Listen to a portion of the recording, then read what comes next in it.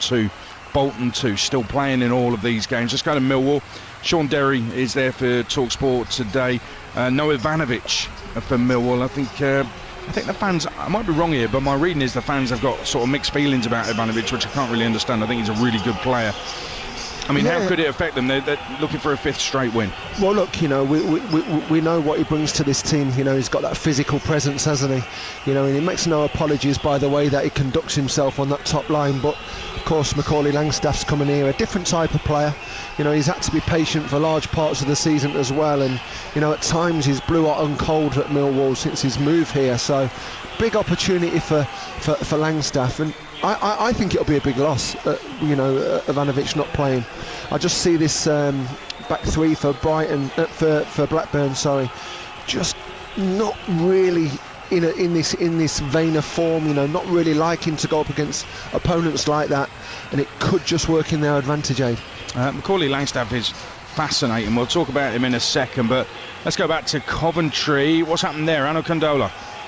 It's still Coventry 0, Southampton 2, but perhaps a lifeline for the Sky Blues. It's a penalty to the home side, as of course the dying embers of the game. It's 7 minutes added on, and the goalkeeper has just been booked as well for time wasting. This was a really, really poor bit of play for Southampton. It was Victor Torp in the box for Coventry, going away from the goal. He was pulled down, and there was Victor Torp to gain the penalty for Coventry City. He, I believe, is the one who's stepping up to take the spot kick for a small lifeline as we enter the 7 minutes of injury time here at the CBS Arena. He steps up, he's put the ball down. Here he goes, he takes the free kick, the penalty, and he scores, as you can tell by the cheers. It may have looked down and out for Coventry, but could this be a lifeline? With just 5 or 6 minutes left of the game, it's Coventry 1, Southampton 2. Well, I'm not being funny, but Perry Groves would have thought that was a penalty if he thought the Madwakey one was a penalty. It is one of the biggest dives you will ever see. There was some contact, he's got time to plant feet, and suddenly his foot gives way. It's like the ground isn't there, collapses to the floor. It's an absolute shocker, but they've still got work to do, Coventry. They trail by 2-1. There's been some really bad decisions in the game. I can accept that, but that one is a potentially crucial decision. Wow. And I tell you what, Sean Derry, very quickly, I mean, there's calls from some managers, I've heard this before, calls from some managers for VAR in the Championship, usually when their team's not doing well. I remember Valerian Ismail at Blackburn, another defeat for them before he got the sack, and he said, if we had VAR, no mate, this is just a pure deflection tactic. Whatever the decisions, I do not want VAR in the EFL, thank you very much. Well, look, I was there on the bench in the Premier League, and every single emotion gets kind of paused. I hated it. We're all football fans at heart, aren't we? We love the emotion and that, that absolute euphoria of scoring goals. And I used to hate it at Wolves and at Crystal Palace, where you've scored a goal, you've got to reverse you've got an iPad next to you, you've got to try and figure out what's happening at Stockley Park. I hate it personally, I really hate it. But what I would say to caveat that, the stakes are so high, aren't they, coming out into the Premier League from the Championship. And if you're going to have it in the Premier League, for me, it has to be in the Championship as well. And I know that goes against what I've just said, but it's just that consistency. But for me, both leagues, scrap it. It's horrible. Yeah, I do wonder if players and coaches are in favour of it or not. And I always get the impression players don't want it. Coaches probably don't want it. It's owners of clubs that seem to want it more than anything else, don't they? Yeah, absolutely. Not even fans. No, fans don't want it. I'm going to be here this afternoon, and let's hope there's some goals inside the den. And I love sharing that emotion. that unbridled just relief of scoring goals if you're losing a game or if you've gone 1 or 2 ahead of the opponent. No, it's the owners who want it, Aidan. And the amount of times that we spent as coaching staff talking about VAR, it drove me mad. Honestly, it drove me mad. Did you really? Yeah, absolutely. I mean, can you remember a few years ago when I was at Wolves with Gary O'Neill? We had a particular run of VAR decisions that went against us, and it was just constant. You're on the phone directly after the game to the PGMOL, and it just drove me mad. crazy stuff. Lincoln go 3-1 upon Stockport. They've won it. They are staying well clear at the top of the table. Alfie Lloyd on loan from QPR with the goal. And just on VAR, Wigan were well beaten at home by Plymouth in midweek. They lost 3-0 in the end. At 2-0, Wigan were denied what looked like a clear handball penalty. And when he was asked about VAR, Gary Caldwell, the Wigan manager, to his credit, said, "We can't blame refs. We weren't good enough." So no lazy calls for VAR. So I'd say well done to Gary Caldwell for that. Let me give you the latest scores before we head off to the Riverside for closing stages of Middlesbrough 1, Bristol City 0. Coventry 1, Southampton 2. Bristol City have just equalised. Midfielder Adam Randall with the goal. Middlesbrough 1, Bristol City 1 is live on TalkSport 2. Oxford heading out of the bottom 3. They are 1-0 up against Charlton. But that game of the CBS, Coventry 1, Southampton 2. They are over 5 minutes into 7 added on. Oxford 1, Charlton 1 is the latest. Some big, important late goals going in. Charlie Kelman, former QPR striker, on 93 minutes from the spot. Oxford 1, Charlton 1 is the latest score. Still playing in these. Let's go to the Riverside with Coventry 2-1 down. Middlesbrough level now with Bristol City. Here's the closing stages with Chris Sawalamo and Adam Bridge. Free kick Bristol City, 7 or 8 yards outside their own penalty areas. We are joined by listeners to TalkSport. High drama at the end of this game at the Riverside. The goal from the substitute Leo Castledine. Thought they won it for Middlesbrough. Strelec had a chance to make it 2 in a one-on-one with Vitek, but Vitek saved with his right foot when Strelec should have done better. And then in the 6th minute of added time, the equalising goal from a corner. Adam Randell, he's back in after suspension today, and what a header, Chris Iwelumo, to pull it level. No, it's a wonderful header, but again, Middlesbrough should be out of sight. They've controlled the game, they've created some wonderful opportunities, and again been guilty of not being clinical in that attacking third. Middlesbrough have weathered the storm, and they're throwing everything at it. It's all about risk and reward, try and get something out of the game. And like you say, George Edmondson trying to be too clever, little head back to the goalkeeper. Just put your head through it, defend your lines and then step up. You know what, poor to give away a corner, and they were punished for it. And there is the full-time whistle, and the boos yet again ring around the Riverside. That's 4 home games in a row without a victory. They thought they'd done enough. They deserved it on the performance, but their inability to finish sides off. There's only 3 teams in the championship. That's Middlesbrough 1, Bristol City 1, full-time. Closing stages at Coventry. Anil Condola. Well, it's Coventry 1, Southampton 2, the very, very final stages. Coventry are pushing after scoring a penalty in the 90th minute from Victor Torp, who won the penalty. It's a real shame from a Coventry perspective that it only took until the 90th minute for them to kick into gear, but it's been a sea of sky blue attack after attack. Roman Eze just came closest just a minute ago as his shot went straight down the Southampton goalkeeper's throat in a sea of bodies in that box.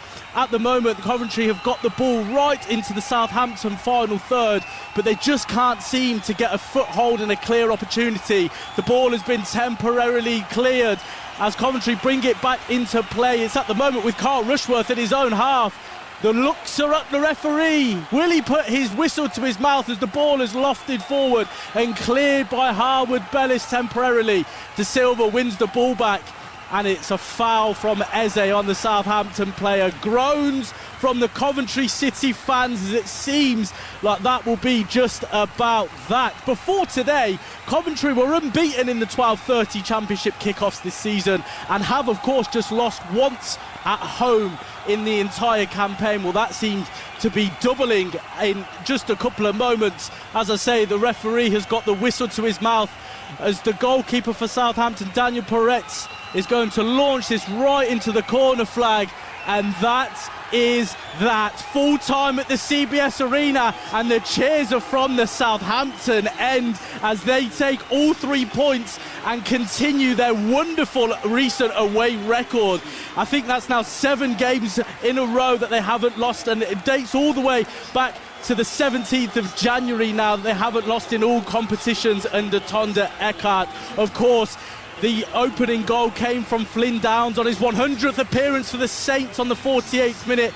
He could have been sent off actually early in that first half after a rash challenge on Frank Onyeka, but referee Farai Hallam didn't even think it was a bookable offence into the second half, and Coventry tried their best but to no avail as COYI Matsky doubled the lead on the 85th minute. And as we already know, in the 90th minute, virtually as the board went up for injury time, Victor Torp won a penalty. He slotted it away, and there was the Coventry pressure, but to no avail. It is officially Coventry's second defeat at home this season as Southampton push for their own playoff position. Full time here at the CBS Arena, whereas Coventry 1, Southampton 2. Well, I'll speak to Sean Derry in just a second, but what late drama we had there. Coventry 1, Southampton 2, Middlesbrough 1, Bristol City 1, Oxford 1, Charlton 1, a full-time score. So Oxford do get out of the bottom 3. They're in 20th position, a point above Leicester, who are 22nd and in the relegation zone. Up at the top, Coventry 7 points clear of Middlesbrough. Coventry losing, Middlesbrough drawing. And what it means for Southampton, they're now 3 points behind Wrexham. They had to win to keep pace with Wrexham after their win last night, and they have done that for what looks like a final playoff place that might be up for grabs. But Sean Derry, Millwall now know they win, they go into the top 2. Wow, I was just thinking that as these boys have entered the pitch here at the Den. You know, how many times have we as players in the past played in these later games where there's been early kickoffs, and it's just giving you that added incentive. And there's no guarantees that, you know, they're going to put in a performance to warrant the win this afternoon, but the incentive's there. You know, the incentive's absolutely there, Ed. You know, these boys will be mentioning to each other, can we? This is the one opportunity that we've got to go into that second place. Brilliant opportunity for Millwall this afternoon. It is. Millwall in the Premier League. Now, there's reasons why some people might not want that. The Met Police might have reasons why they don't want that. I think personally, from my point of view, I'm thinking I want somebody who's not been in the Premier League since it was established in the early 90s to get in there and give it a shot, and that to me is Millwall. I haven't got a problem with it at all, but I don't think there'll be universal approval of it. But if they finish top 2, they deserve it. Well, of course they do. You know, over the course of the season, they've been absolutely brilliant to this point. I'm like you, Age, you know, whoever finishes in that top 2 completely, regardless of how you play, you know, the way that you approach your game. And we know that Millwall have got that direct approach that served them so well in this championship season. But I'd love to see them in the Premier League, I really would. I think they'd ruffle feathers. I think they'd bring something different to that tournament as well. Be amazing. I mean, some of the derbies they could have, they would bring a new noise. I think I'll phrase it like that. They'll bring a new noise to the Premier League, and I mean, the old Den was difficult to go to. I remember going there in the away end. We lost 4-0. It was the happiest I've ever been after a 4-0 defeat, I have to say. But they can make the new Den intimidating as well. Going down the Old Kent Road and swerving off to the left to head to that stadium it's never easy going there. The fans make sure it's never easy for you. Absolutely. I mean, I played here at the end of my career. You know, I was terrible here. Aid, absolutely. Apologies to any Millwall fan who came and watched me. My legs just went in the course of 6 weeks. And I can remember this place only having 9, 10, 11,000 fans in there. But this is a different Den now. You know, this has got an energy and an enthusiasm and I guess an expectation as well of what they expect from these players. And to this point of the championship season so far, you've got to say these players have delivered. Let me ask you very quickly about the championship situation, the playoff situation. Wrexham with a win last night, Southampton with an impressive win at Coventry. I mean, Hull are 3 points ahead of Wrexham, could double that today, of course, but behind Southampton you've got Derby on 54, and then there's a little bit of a drop-off in terms of Watford and Birmingham being and Swansea being 8 points off that 6th spot. So with games running out, most teams will have 8 games left after today's fixtures. We are thinning out in terms of those who can realistically get that playoff spot or into the playoff spots. We're thinning out on teams. There's only a few now. Yeah, I mean, you just mentioned it there at the end of the game at Coventry. I mean, there's going to be one team, whether it's going to be Southampton, that can get themselves into that top 6. There's always a late runner, Aid, isn't there? You know, there's always one that just loses form at the worst possible time. Is that going to be Hall? Is that going to be Wrexham?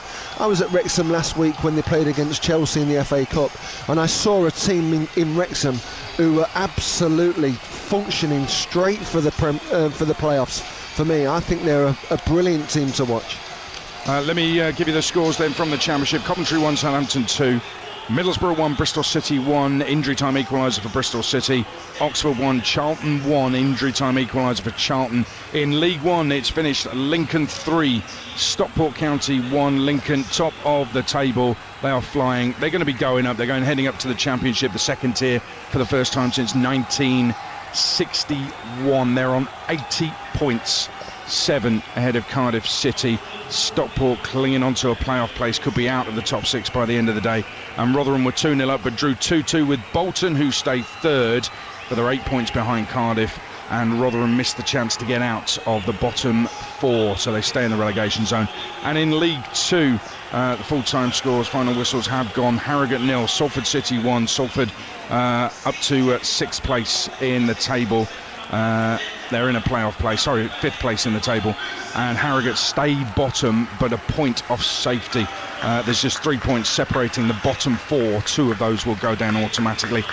What a game. Notts County 2, Chesterfield 3. Winner from Liam Mandeville. Ollie Norburn sent off in the first half. Second yellow for throwing an opponent's boot off the field. We believe Chesterfield back into the playoff places. Notts County 4th in the table, and it finished in the National League. Wealdstone 5, Solihull Moors 1. Another good win for Gary Waddock's Wealdstone, who are 10th in the table. I think it's a 3rd straight win for them. 2 Premier League 3 o'clock kickoffs as ever on TalkSport. Game Day Live taking you around the grounds this afternoon with all the goals as they go in. Game Day Live on TalkSport with Enterprise Rent-A-Car. Here for it. Book now at enterprise.co.uk. At Betfair, we're built for football's dramatic run-in. From European knockout rounds to the league's biggest six-pointers, where promotion, relegation and title issues can swing on a dodgy VAR call. Can you predict the twists to come? Get a free £10 bet when you bet £10 on Accas or Bet Builders on football this weekend. Betfair. Play different. Opt-in required. Free bet valid for 7 days. Minimum 3 legs at 1.5 odds or higher to qualify. T's and C's apply. 18+. Gamblerware.org.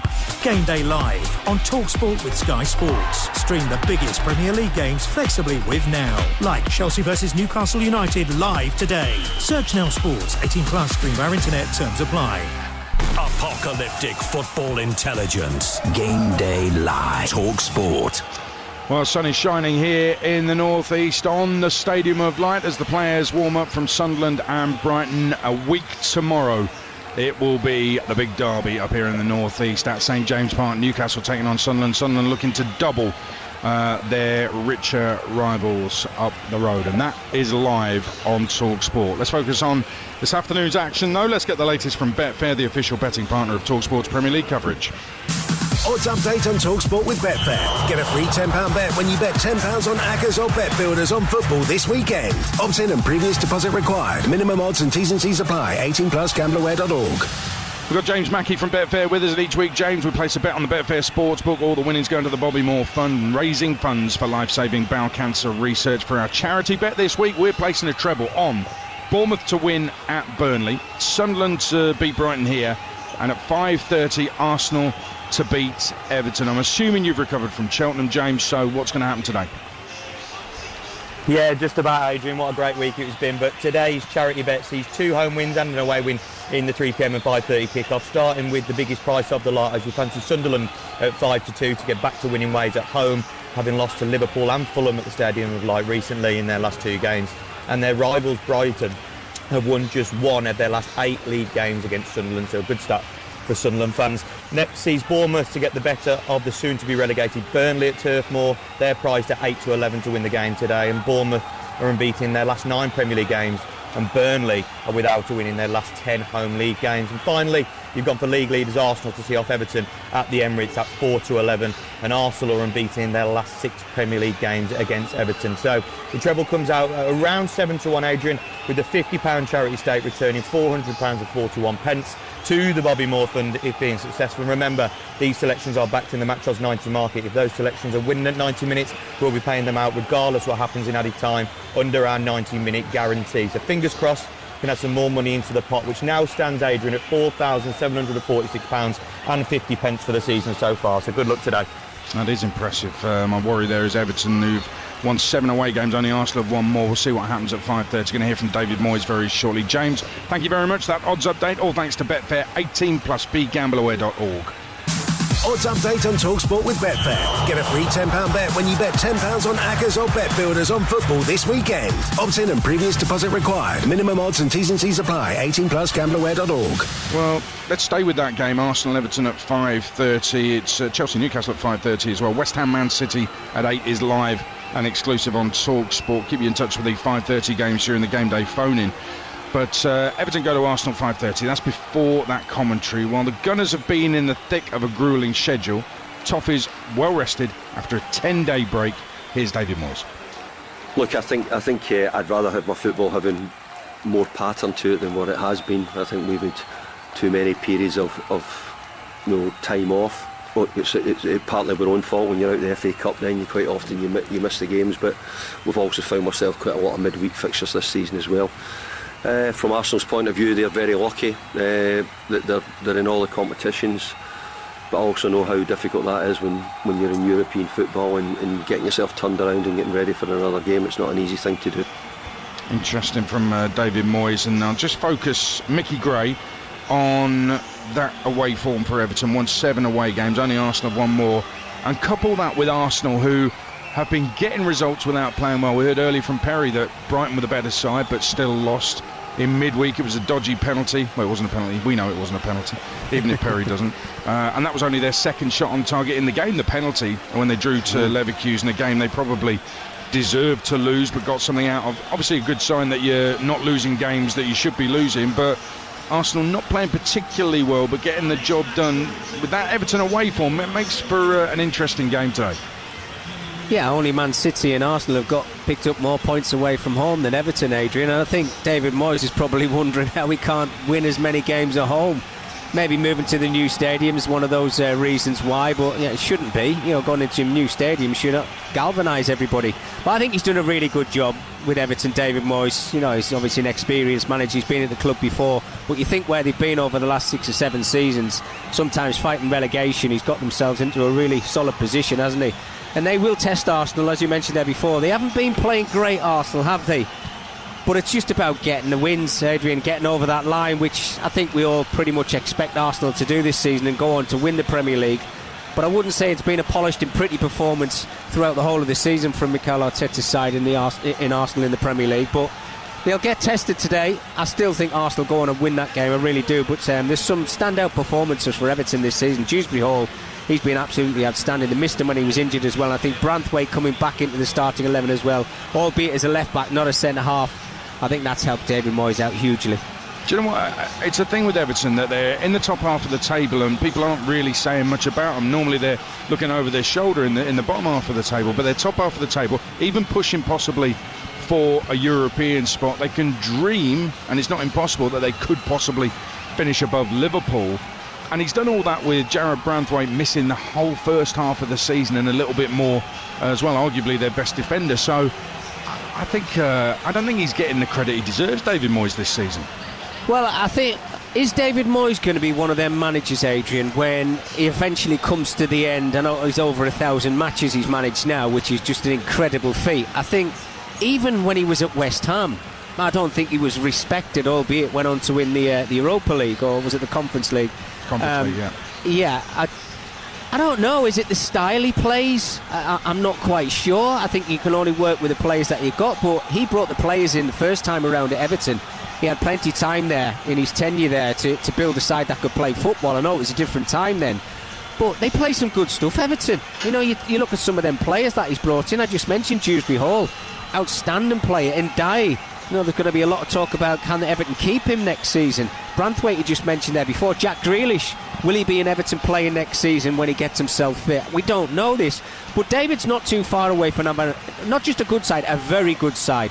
If they can find that striker, and he's touched on this a couple of times when I've seen him being interviewed, if he can get a striker who's got that 10 or 15 goals in him, let's say 15, they can push for Europe. Look, they've got Chelsea, I think, after Arsenal. They're only 5 points behind Chelsea, who are in 5th spot.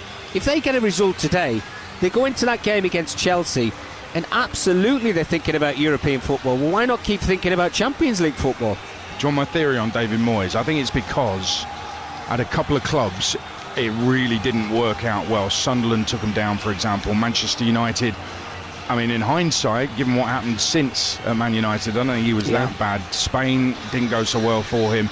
So I think those have kind of dragged the opinion of David Moyes as a manager down. But I'm looking at this season thinking they've had investment, fine. They spent some money last summer. And you're bringing in Jack Grealish on his wages. Yeah, I mean, you expect them to improve, but I'm not sure I expected them to improve this much. What's bringing him down this season is that home form. And when you're in the new stadium, they've got the tick in the box for that first win in the new stadium. When they beat Brighton 2-0, I was there for that.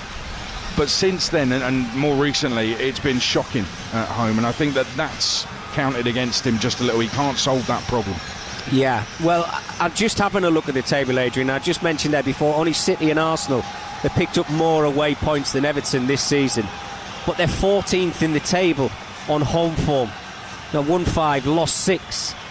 And I think moving into a new stadium, I don't know what it is, Adrian. We've seen it before at many clubs. West Ham, Arsenal, when they first moved into the Emirates. There's been other clubs as well I can't think of off the top of my head. But I don't know what it is. Is it away players coming into a new stadium? They kind of rallied up a little bit more. They want to impress. They want to do well. Are the Everton supporters trying to find their feet still in the stadium? Because it's incredible. We've both been there. That blue wall, if you want to call it that, like Dortmund have got, obviously, in Germany. When they get going, it's absolutely fantastic. But it's a tough place to play, Everton. If you're not playing well, they let you know about it. But if he gets it right, David, and they kind of get that balance next season of winning home games and keeping up this great form away from home, then they're only going to get better, Everton, and they're going to be back to where we expect them. If you go back 10 or 15 years, I think we always looked at Everton in the Premier League and thought they're a good 6th or 7th. When David Moyes was there, they were always there or thereabouts. He got them into Europe on a couple of occasions. That's where they need to get back to. It's a huge football club, great tradition, some incredible players, and the history what they've got at that football club. And if David can get them anywhere near back to that, then he's going to be a legend at that football club for a second time. Just want to bring in Sean Derry. A very quick one on Chelsea-Newcastle, because this week we saw Chelsea concede late on away to PSG and make it a very difficult second leg for them. And do a TalkSport Daily podcast on a Friday with Alex Crook and Angelina Kelly called The Fiery Fridays. And my hot take this week was Liam Rossini, if he wants to keep the job long term, and I want him to be successful, young English manager at a big club, why wouldn't you? He needs to stop talking about XG after they've lost 5-2, because he said PSG's XG was less than 1 and they scored 5. Now, he may well be correct in his analysis of that, but there's no way I'm watching that game and thinking PSG didn't even deserve to score 1 goal. My view on XG, Sean, and I'd love your view on it. My view on XG is it's a good guide, but it's not an exact science, so you can't really quote it if you want to be taken seriously as a top-level manager, surely. Yeah, I mean, there's always that argument, isn't there? I've been in certain dressing rooms afterwards with different managers, and that's been one of the first questions a certain manager's asked. What was our XG?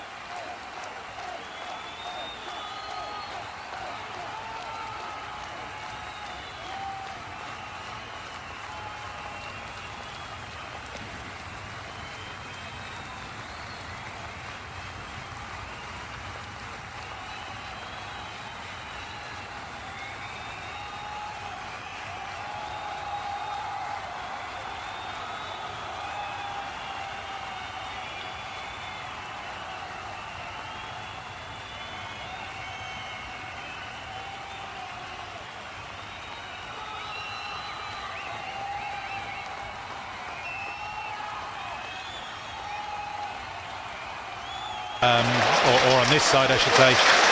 That pressing, I think, has been really key to those results. And a good performance, although we didn't get the result we wanted, but a good performance against Arsenal in the last home game.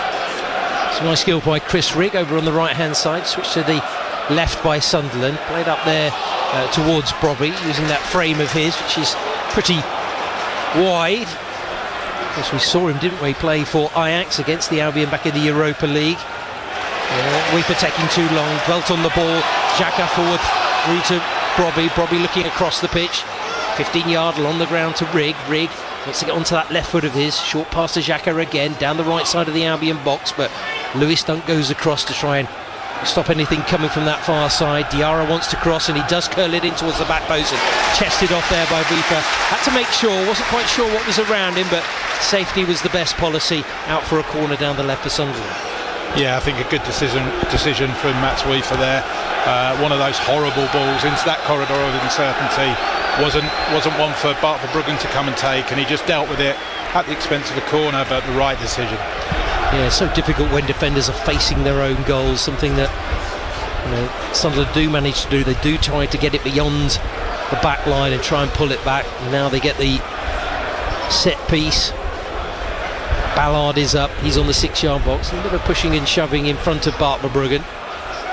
It looks like it's going to be a right-footed in-swinger, hoisted towards the back post, peeling away there. It sails past everybody and out for a goal kick. So goalless at the moment. Albion weathering initial, not a storm really, but some initial pressure, I think, from Sunderland, as you might expect, and already the crowd's gone a little bit quieter, which is a good sign for the Seagulls. I think it's interesting. You look in the programme notes from Lebris today. He talks about reaching the 40-point mark. Their disappointment at crashing out of the FA Cup last week. It'd be interesting to see whether they can maintain that momentum through to the end of the season. Challenge for one of those European spots. They're in amongst that mix, chasing for it, and have a strong finish to the season. Yeah. Albion, of course, looking up as well. As Welbeck gets on the ball, 10 yards outside the box, drifting forward, clips it in there, but it's dealt with by Ballard, the former Arsenal trainee, clearing it up into the midfield where Milner plays it out wide. Gomez again, linking up his Weeper. Welbeck peeling away to this right side. Albion stringing some passes together. Pitch just cutting up a little bit. Down quickly on this near side as Milner's forced to go back there, but just enough pace in the tank there to get away from Brobby. Maybe a little bit rusty. We've been out recently. I'll be looking for some space on the left side, and Kadioglu with his first chance to get forward, using Minte on that left flank. Good cross into the middle. Oh, and a brilliant save there by Elborg to deny Jack Hinshelwood the opening goal of the game. It's a wicked ball in from Minte from the left, right through into that 6-yard box, and there is Jack Hinshelwood, who got a good connection on it. But Elborg with his feet managed to deflect it wide. He'd gone to his left with his body, but his outstretched leg to his other side manages to turn it round the post. Albion come closest to the first goal of the game. Super cross from Minte. First time Kadioglu just played it into the channel. Didn't take any touch, anything like that. Got the ball in first time. Really inviting cross. Hinshelwood got the connection. Super save. I thought he'd scored. First Albion corner, Gross to take, right-footed on the 6-yard box. Leading in there is Ballard on Weeper. No foul, but Dunk is still there. Takes it on his chest, shoots, blocked, tries to get to the second ball. He's on the edge of the box now, turns it left side. Oh, it's a close shot there by Pascal Gross using his left foot. Van Hecker certainly felt that there was a foul in there, having a word there with the referee, Tom Kirk. Well, they're checking something here. Yeah, I think he's holding play told them here. To wait. I think it might have been a shout for maybe a handball. Maybe. When yes, Dunk I think had the shot. Yeah. Didn't look like there was much in it from up here, but we are a long way up in the gods. We certainly are. John Brooks is our VAR official today, helping out Tom Kirk, who's only got his 4th Premier League game. Just come on the screen. Yep. Check is coming, so we may get another, and it's been quickly rejected. So a moment of hope there, but really encouraging signs from the Seagulls, particularly with that chance for Jack Hinshelwood. Good effort from Pascal Gross at the end there, just whistled wide. Yeah, just minimal backlift, try and get it on target quickly using the left foot. It's good to see him involved, made such a massive impact since coming back to the club as Sunderland look to respond on this near side. Twisting, turning his Talby, trying to get beyond Weaver, who recovers well, stood on his feet, played it into a dangerous area, and Hinchelwood doesn't get there. He comes back there for Geertruida. A little spin and turn by Alderete. Weaver wasn't quite sure where to go there, and he played it across the edge of his own box, which was dangerous. Now Rigg trying to turn, get away from Kadioglu, gets the cross in, goes up from the clearance there by Cresswell. Groves hit low, cleared off the line. Brilliant work by the Albion defence there. It's a decent shot on target, drilled low. I think it might have been Lewis Dunk who was on the line. Milner was back there too. Rigg causing problems on the right. The clearance by Gross goes high up in the air. Albion felt there was a foul in there, but brilliant work by Lewis Dunk, I think, to get back, to get right onto the line, and it skims along the surface, and the Albion captain to the rescue there. Still 0-0. It's been a lively start to the game.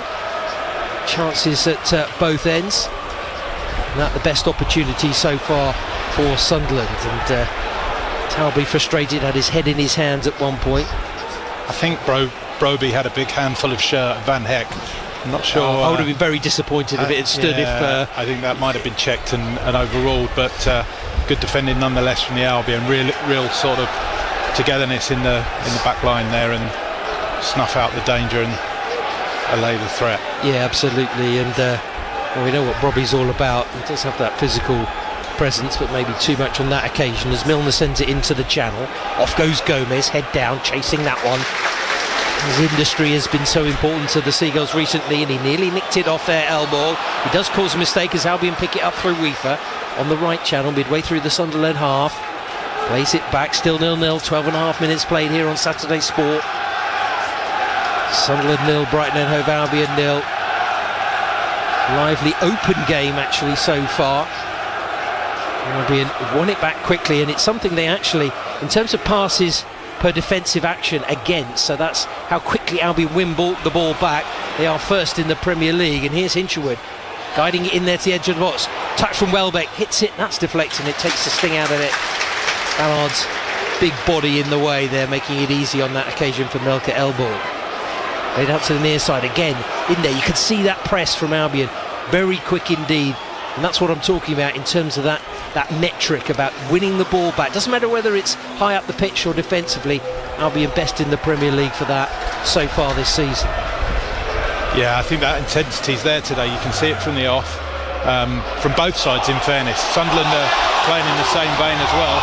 Minte just giving it away, apologises there to Dunk, but he's got it back now, and he was thankful there that Geertruida's actually it was Diarra, I think, whose touch was poor.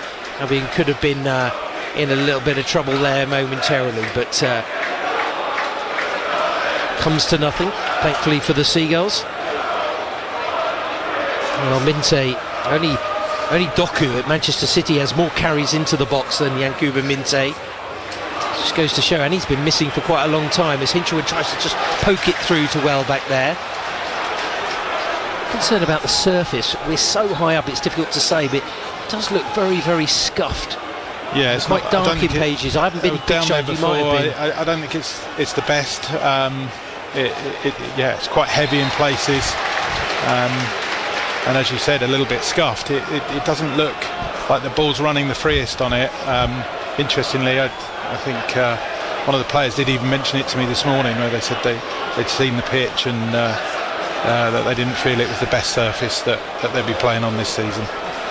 Can't use any excuse, of course. Mind you, I think there was a few teams in Europe that might use any excuse after slipping a few times during the week in the Champions League.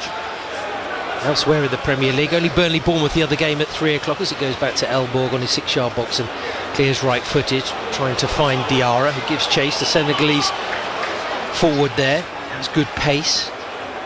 Former Strasbourg player. But Worthing leading at home against Chelmsford. That's a massive game there for Adam Hinchelwood's side as they look to get promoted. Again, a little bit of a short change on the pass back to Kadioglu, but he managed to put his foot through it, cleared up to halfway. Forward header by Geertruida. There goes Xhaka, jinking forward, trying to press up the pitch. Turned back by Lewis Dunk on the left foot of Verbruggen. Gets it to Welbeck off the top of the defender's head, and then forward comes Alderete.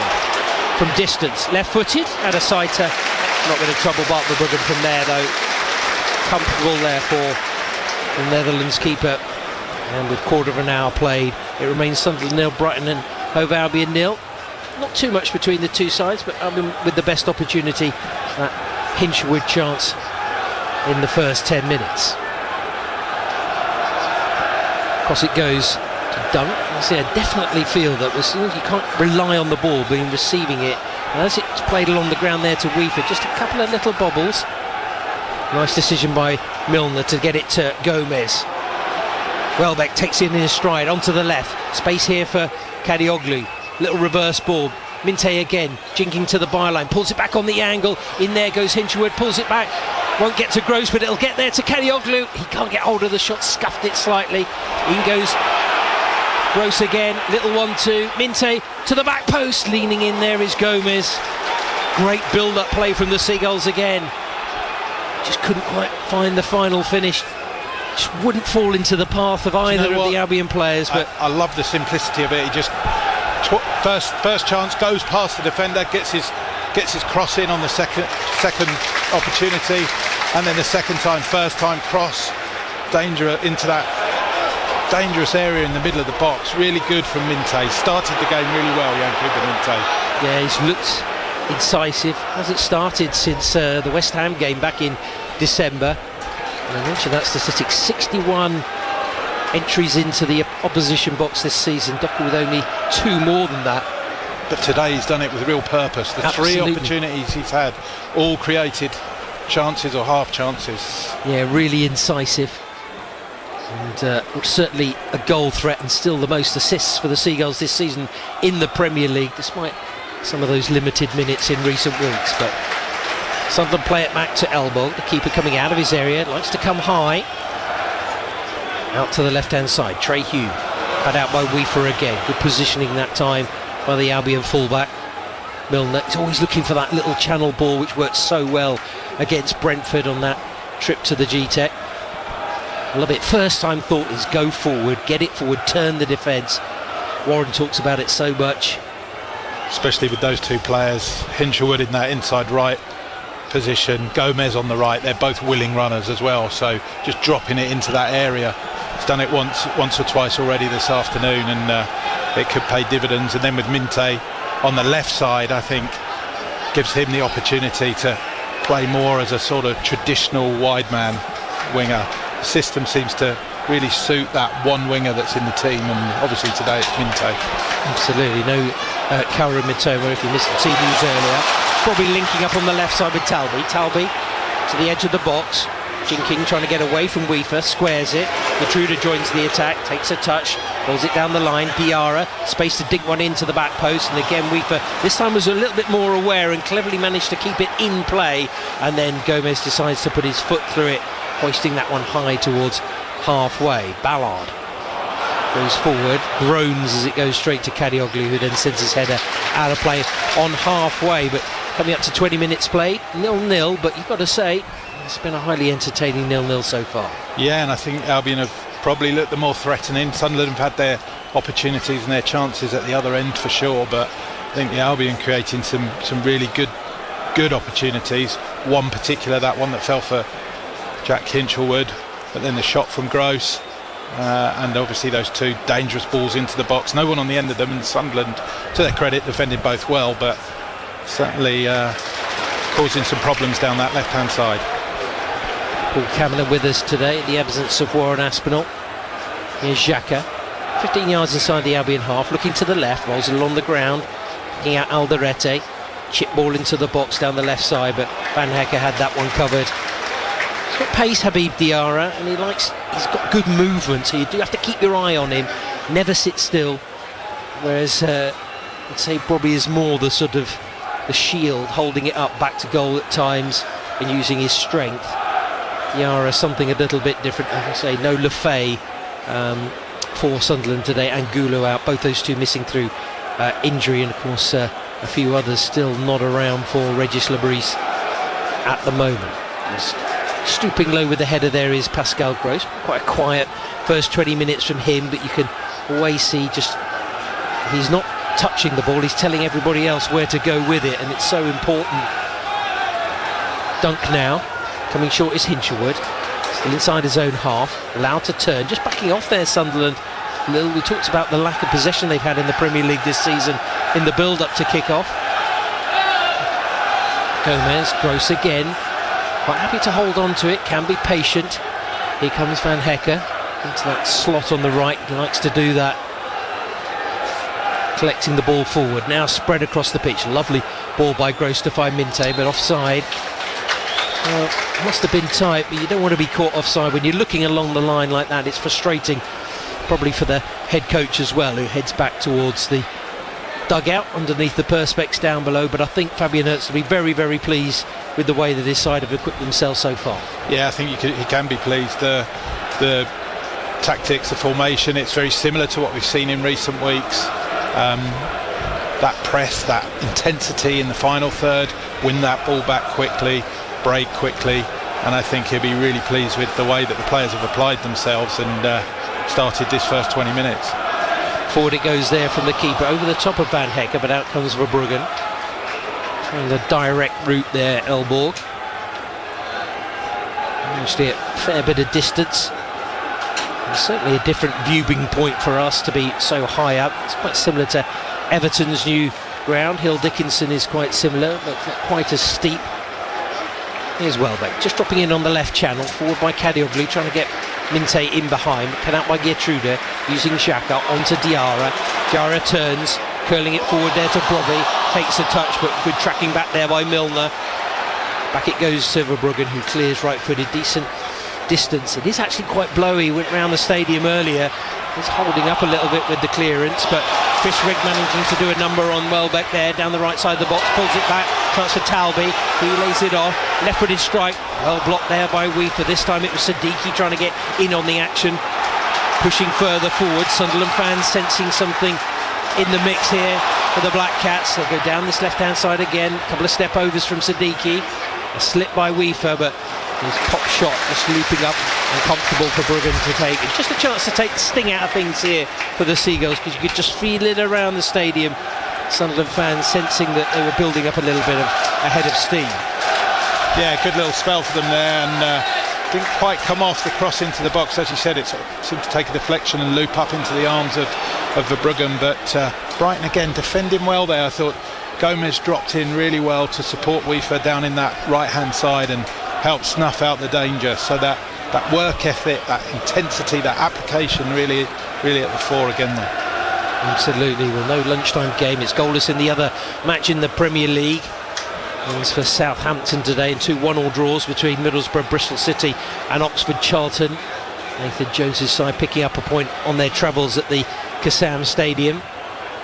Goals between Birmingham and Chrissy Wilder's Sheffield United at the moment, as it is here. Lovely little dummy by Hinshelwood. Off there goes Welbeck, steaming forward into the box. Checks, wants some help, pulls it back.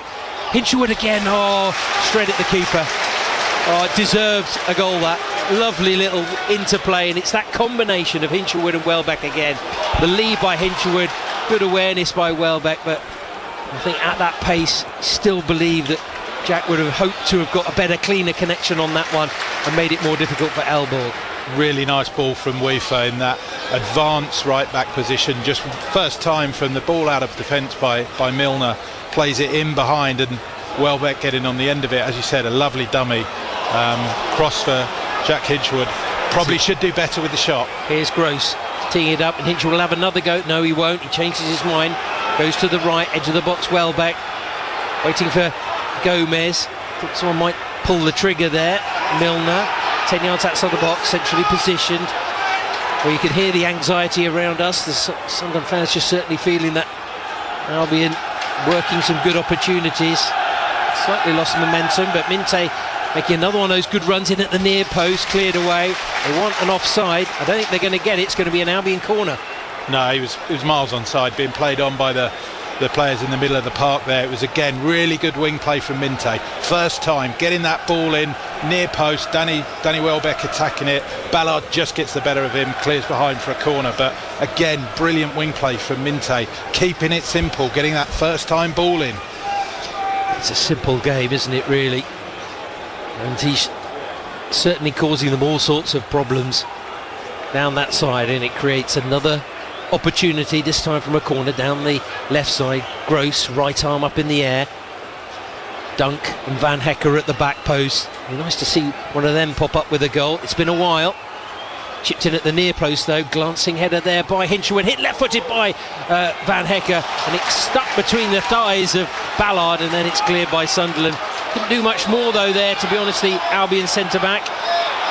Albion retreat have to go all the way back to Verbruggen. The fans want them to push and press, but Hinshelwood again, helped out by Weaver, into the middle, hoisting it high. It's a tough ball to bring down for Welbeck, and Gertruda decides that it's time to just clear. It's rather haphazard defending this by Sunderland, and then Hinshelwood's ball goes into the face, and I think there, I'm not saying it's tactical, but it's quite useful for Sunderland to have a quick break, because they've been ripped apart there in that passage of play on a couple of occasions by the Seagulls, but once again unable to score, and it remains 0-0. Yeah, really good spell in the corner there. It's probably not Pascal Gross's best corner, but what Jack Hinshelwood does really well at the front post is flick that ball up and in, and enables Van Heck to get the opportunity. Well blocked by Sunderland, well defended by Sunderland, but Albion are knocking. They need to take one of these chances and get themselves in front here. Elsewhere, National League South, Horsham 0, Tunbridge Angels 0. Horsham a good solid season. Eastbourne Borough need the points, but it's goalless between them and Maidenhead United at Priory Lane this afternoon. I told you about that early goal for Worthing at home against Chelmsford City. Ashley Naderson, the new signing, getting on target early for Adam Hinshelwood's side. All the goals as they come in, and don't forget, reaction to come in the final whistle from 5 o'clock with Adrian. Your chance to have your say on your club. A big bonus for Worthing if they can push the likes of Hornchurch and Dorking drawing at the moment, leaders in National League South currently, but will be mopping up all the results from elsewhere, of course, after 5. And the Albion's women, of course, returning back to action very soon. Chelsea next, isn't it? I think, is it midweek? Yes, midweek game. That's a double header against Liverpool next weekend, isn't it? Saturday and Sunday. So yeah, a couple of mouth-watering games for the women coming up for sure. Yeah, some really good signs, and so nice to see Dario Vidicic back coaching the side again after a difficult period for him as well. Well, we've restarted, and Sunderland go on the attack down that right side. Truder waiting, little short pass into Rigg. He's a clever little player, not much to him, but he's in terms of a physical presence, but he's got a lovely left foot. Switched by Alderete onto this left side. Siddiqui on the overlap. Halby doesn't use him, doesn't need him really. He's got beyond Weaver, plays it into the box, swipe at it, and a good clearance there. Dunk does enough, and they're looking for a penalty, but it was certainly absolutely nothing doing there.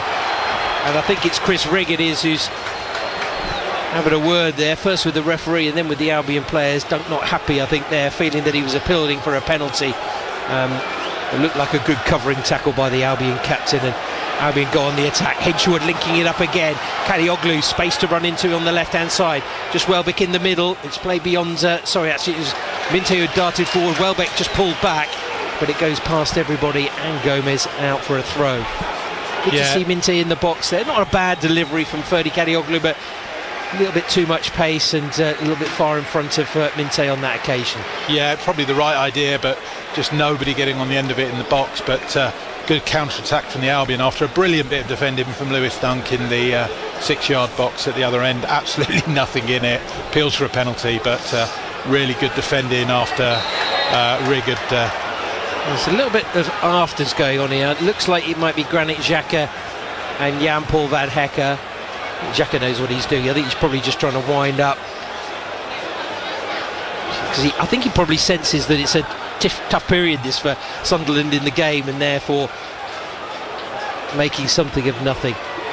I'm not going to talk about Arsenal tactics. We've done enough over the last 10 days on that one, but it remains 0-0 here on Saturday Sport Live on BBC Radio Sussex and BBC Radio Surrey. Just 15 minutes left this first half. Albion coming close right through a Jack Hinshelwood shot that was deflected off the keeper, but Talby did have an opportunity for Sunderland. That was cleared off the line by Lewis Dunk, but goalless at the moment. Albion have only scored 8 in their last 9 games. Compare that with the first 9 games of the season, 28 goals. So they certainly dried up to a certain degree, but they've been so much more solid. And I think you need to go on and necessarily win 2s and 3s. It would be nice, but they've certainly created plenty of opportunities in the last few games. Certainly had them against Arsenal. And again today, creating chances, Absolutely. making openings. And that's what the manager wants to see. And I think, I've got to say, so far, Jack Hinchelwood has stood out for me in terms of linking up play and also the runs of Minte down that left-hand side. Gomez has been a little bit quiet, but you know he's up and down. He likes to help out defensively, and he's got such a good engine. Dunk up the line, Kadioglu back into his man there and wins a free kick. Sunderland fans felt it was a bit soft. Gross takes a quick one, trying to get it in behind, and Minte trying to just squeeze it off the toe there of Gertruda. He did well, actually. Poor clearance though by Alderete. Milner into the first ball, Gross to the second, and that's caught from behind there by Diarra, right in front of Tom Kirk, who I think will be quite pleased he hasn't had masses to do so far. He has had 27 games this season, but as I said, this is only his 4th top flight game. Here's Kadioglu over on the left. Too much movement, so just patiently plays it back to Dunk. Again, Kadioglu. You know he's got a great shot on him. Twice he's come so close, coming off the crossbar. A little tip onto the bar as well in recent weeks, so surely only a matter of time before Ferdy Kadioglu gets on the score sheet again. Gross swinging it in there to the 6-yard box, and it's only parried there by the keeper. Comes to Gomez, slides it forward. Weaver has to stretch, cleared out for a throw. Yeah, another really good run from Hinchelwood there. Keeper did well. It's a difficult one for him to get on the end of, but Gross's ball into the box, it was one of those sort of put it in there, and Hinchelwood almost on the end of it, but the keeper came well and dealt with it, and Albion now have a throw. Down on the right side by the corner flag. Milner combining there with Weaver. There's a quick look over his shoulder there, James Milner, to see whether the referee's assistant was going to put his flag up, but the right decision not to, as Welbeck goes square out to the left. Minte, maybe not going to say rusty, but just taking a bit of a breather. We know he's got that explosive pace. And Hecker into Gomez, coming more central. Useful to have a player who can play in a central role, who can just cover into the middle if needs be. Weaver playing high on the right. Albion just knocking it around at the back now. Dunk trying to open up the defence, but it hits the referee. And so we'll have a little break in play. Worthing now 2-0 up at home against Chelmsford. So things going well there down on the south coast. Thanks very much for listening. Premier League football for you, home and away, on your BBC local radio station and on BBC Sounds and on Albion TV, of course, as well. Just a little bit frustrating that Albion haven't managed to find an opening goal in this game, Paul, because they've done enough, I feel, really to open the scoring. Yeah, they've been good. They've been really good in terms of creating chances. Need to take one of those and punish Sunderland, but they certainly, you would say, the momentum's been with the Albion. Sunderland have had chances as well. Straight down the middle of the pitch, route one, header back there by Ballard. Did well there. Under pressure, it was Gross who got forward. He makes those deep runs from deep, and he did it so effectively against Brentford, but he might have to get back now because Granit Xhaka's got space to run into. Opening up for him onto that left foot, edge of the D, lays it off. Talby takes a truck, goes back into traffic, and good covering by James Milner. Good tracking back by the whole Albion team there. Flooding back. It's a hefty challenge there by Alderete on Hinchelwood, and a free kick. Another one of those wonderful balls out by Milner, but what about the touch there from Hinchelwood as it comes into him fast, took the touch, worked the space, and then draws the foul. But wonderful first touch from Jack Hinchelwood. A new long-term contract for the 20-year-old, well deserved, and a few other clubs certainly were looking at his recent form and his potential. Of course, he had that brilliant tournament with the under-21s, going on to win that competition. Oh, a nice run by Weaver through the middle on the angle. It was a clever one, but wasn't quite opening up for the ball in. But Gomez will go on the chase now, cross from halfway, right to left, up there to Hinchelwood again, using Welbeck trying to get Minte in there. Ballard just seeing him away there. Minte wanted a foul, but Ballard had just got his body across, and He's actually gone down there. I don't know whether he's hurt himself or lost a boot or whatever there, Dan Ballard.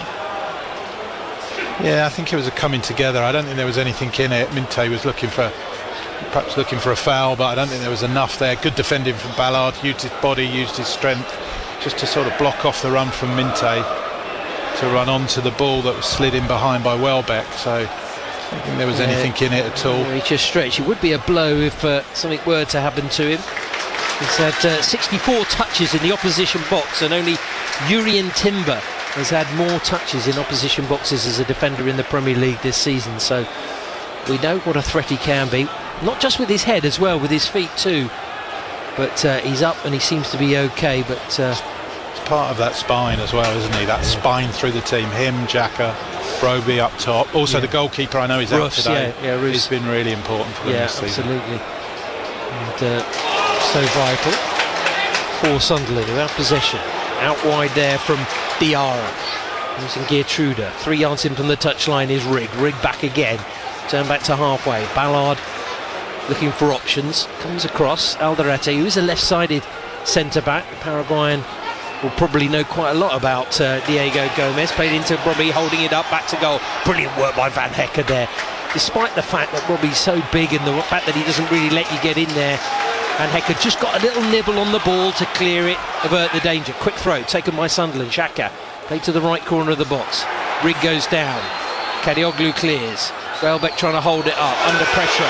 Thought it was a foul there, but it's played to the right.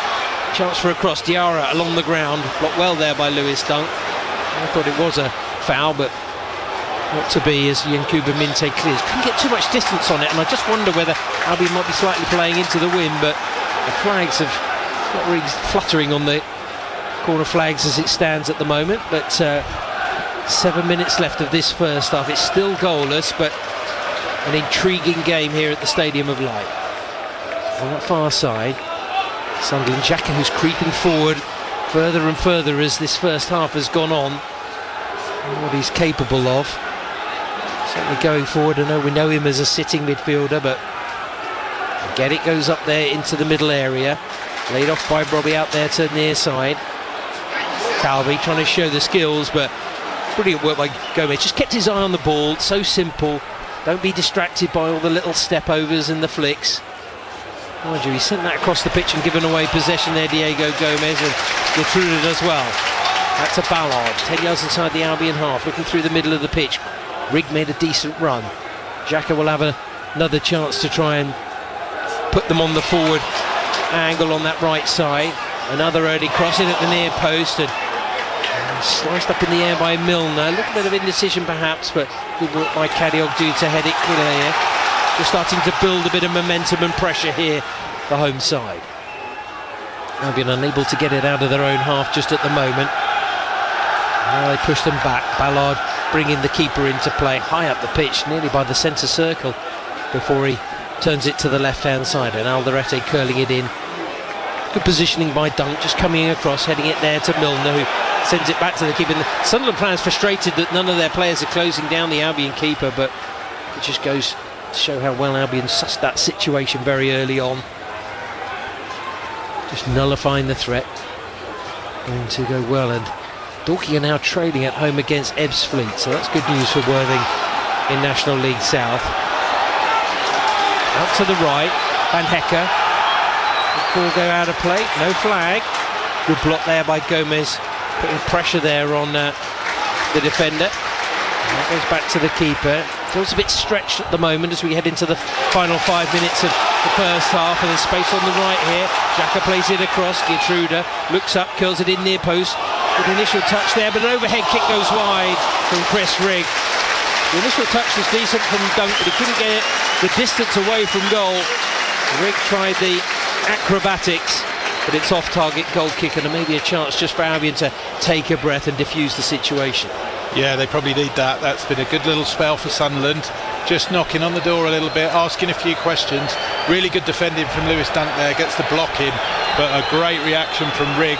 Tries the acrobatics, doesn't quite pull it off, but nice attempt from him to try and improvise and make something of the clearance from Dunk. So goalless heading towards half-time. Finished 0-0 last night as Crawley made the trip to Colchester. Reaction on BBC Sounds from that one, and that's the place to be if you want audio content, and of course also the dedicated Brighton and Hove Albion page on the BBC Sport website. Loads of post-match reactions, previews and analysis of the Seagulls there as well. Ballard does well, gets it across. Gertruda got Rigg on the outside, coming in on the angle though. Someone needs to stop the shot. It comes in at the near post and it's parried by Barber-Bruggen. You could see what was coming there from the fullback. Albion backing off, he got it on target, but Bruggen had his near post covered, parries it out for a corner. Yeah, Albion a little bit exposed out on that left-hand side of theirs. Sunderland, two players, couldn't really opened up there. Gets the shot away. Good save from Barber-Bruggen at the expense of a corner, but a little bit exposed where Minte was perhaps in a more advanced position than he needed to be. It left Albion open down that left-hand side. Here comes got to watch that. Yeah, here comes the resulting corner. It'll be Xhaka to take it. Left-footed swinger in again. I think they've got 6 players inside the 6-yard box there, and it looks like a foul there on the keeper, but the referee hasn't given it. It's lobbed back in there. Certainly looked like someone had a pull of his shirt. He hasn't. I don't know why Tom Kirk waited so long there. It certainly felt like he was being dragged back there, Barber-Bruggen. I have had a word in his ear from one of the assistant referees that's got a better view of his. I think he started well, the referee. Yeah, he started well. He's let the game flow. I know it's only his 4th game at this level, but he started well. I thought he dealt with that little bit of altercation earlier very well. Didn't book anyone, didn't need to book anyone. And I think he's had a good first 40 minutes. Let's hope I haven't...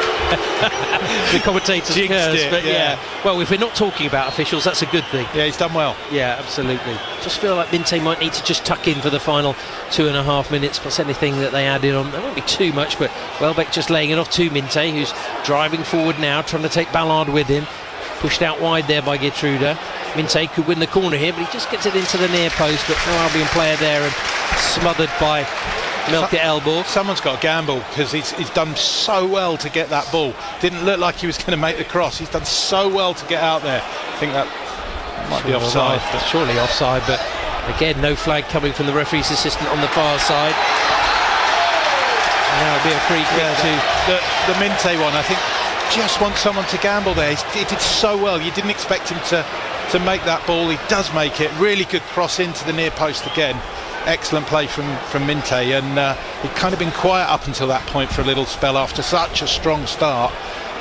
It's good to see him back in the game there as an attacking threat. You're lucky, Paul, you haven't heard me and Warren talk about players running in front of the keeper. There's just not enough of it in the game but anymore. Take the gamble. Something that Babis Kostoulas does really, really well. He loves that near post run, but just don't see it that often in the Premier League nowadays. Here's the free kick for Sunderland. Along the ground, Brobby trying to shrug off his marker, which was Hinchelwood, and there comes Gomez, goes out for a corner, does well there in the end. Hinchelwood getting back there with the big centre forward, but it's well disguised by Xhaka. Intelligent player. 60 seconds left. The one who did that so well, obviously out with them on the training pitch in the week, is Bobby Zamora. Do that run, hit that near post so well. Still the striking consultant, is it? I'm not quite sure what we call it, but he's a coach, isn't he? Striking coach. Absolutely. Well, everybody back defending, and it will need everybody. Welbeck's gone back into the middle there to help out, because it is a corner in this final 60 seconds of normal time here at the Stadium of Light. Still 0-0. Sunderland with the corner though, floated into the box, and Ballard it is, comes off the top of his head and goes out of play, and it's given us another corner. I would have gone for a goal kick. We may get a chance to see it again, but I talked about what a threat he is. Such a powerful unit, gets good direction on the ball usually as well. This time it's on the right, so a left-footed ball in expected. They may go short here. It does. It goes to Rigg back out there. Xhaka turning it towards the back post, floating out of play surely, and it's a header back in for Bruggen, seeing that hadn't gone out. So 2 minutes to be added on to the first half here. Sunderland 0, Brighton and Hove Albion 0, but quite sure how it is goalless really. Albion with lots of opportunities. Chief architect has been Yankuba Minte. Hinchelwood's shot blocked. As for Sunderland, Talby's strike that was cleared off the line by Lewis Dunk, and an overhead by Chris Rigg, the two best opportunities for the home team. Actually, they have probably been the stronger of the two sides in the last 5 or 10 minutes. But here come Albion on the stroke of half-time. Gross trying to thread it through the middle towards Welbeck. Again, Alderete trying to play it up the pitch, but again, kept his eye on the ball well there, Lewis Dunk. Wonderful judgment. Across to the right, Gomez. Be the perfect time now if Albion could get the opening goal of the game. Gross drags it into the edge of the area towards Milner, but again, good vision by Xhaka. Up to Brobby, just inside his own half. Taking it out wide to the left, covering back there is Gross. That's what he does so well, just never stops. I'm not saying he's got a sixth gear, that's for sure, but he just keeps moving, Pascal Gross, and covers a lot of ground. You see the distance covered in terms of the stats, it is very high indeed. I think him, Gomez, Hinchelwood, they just set the tone, don't they, in that respect? The work rate, the ground that they cover through a game.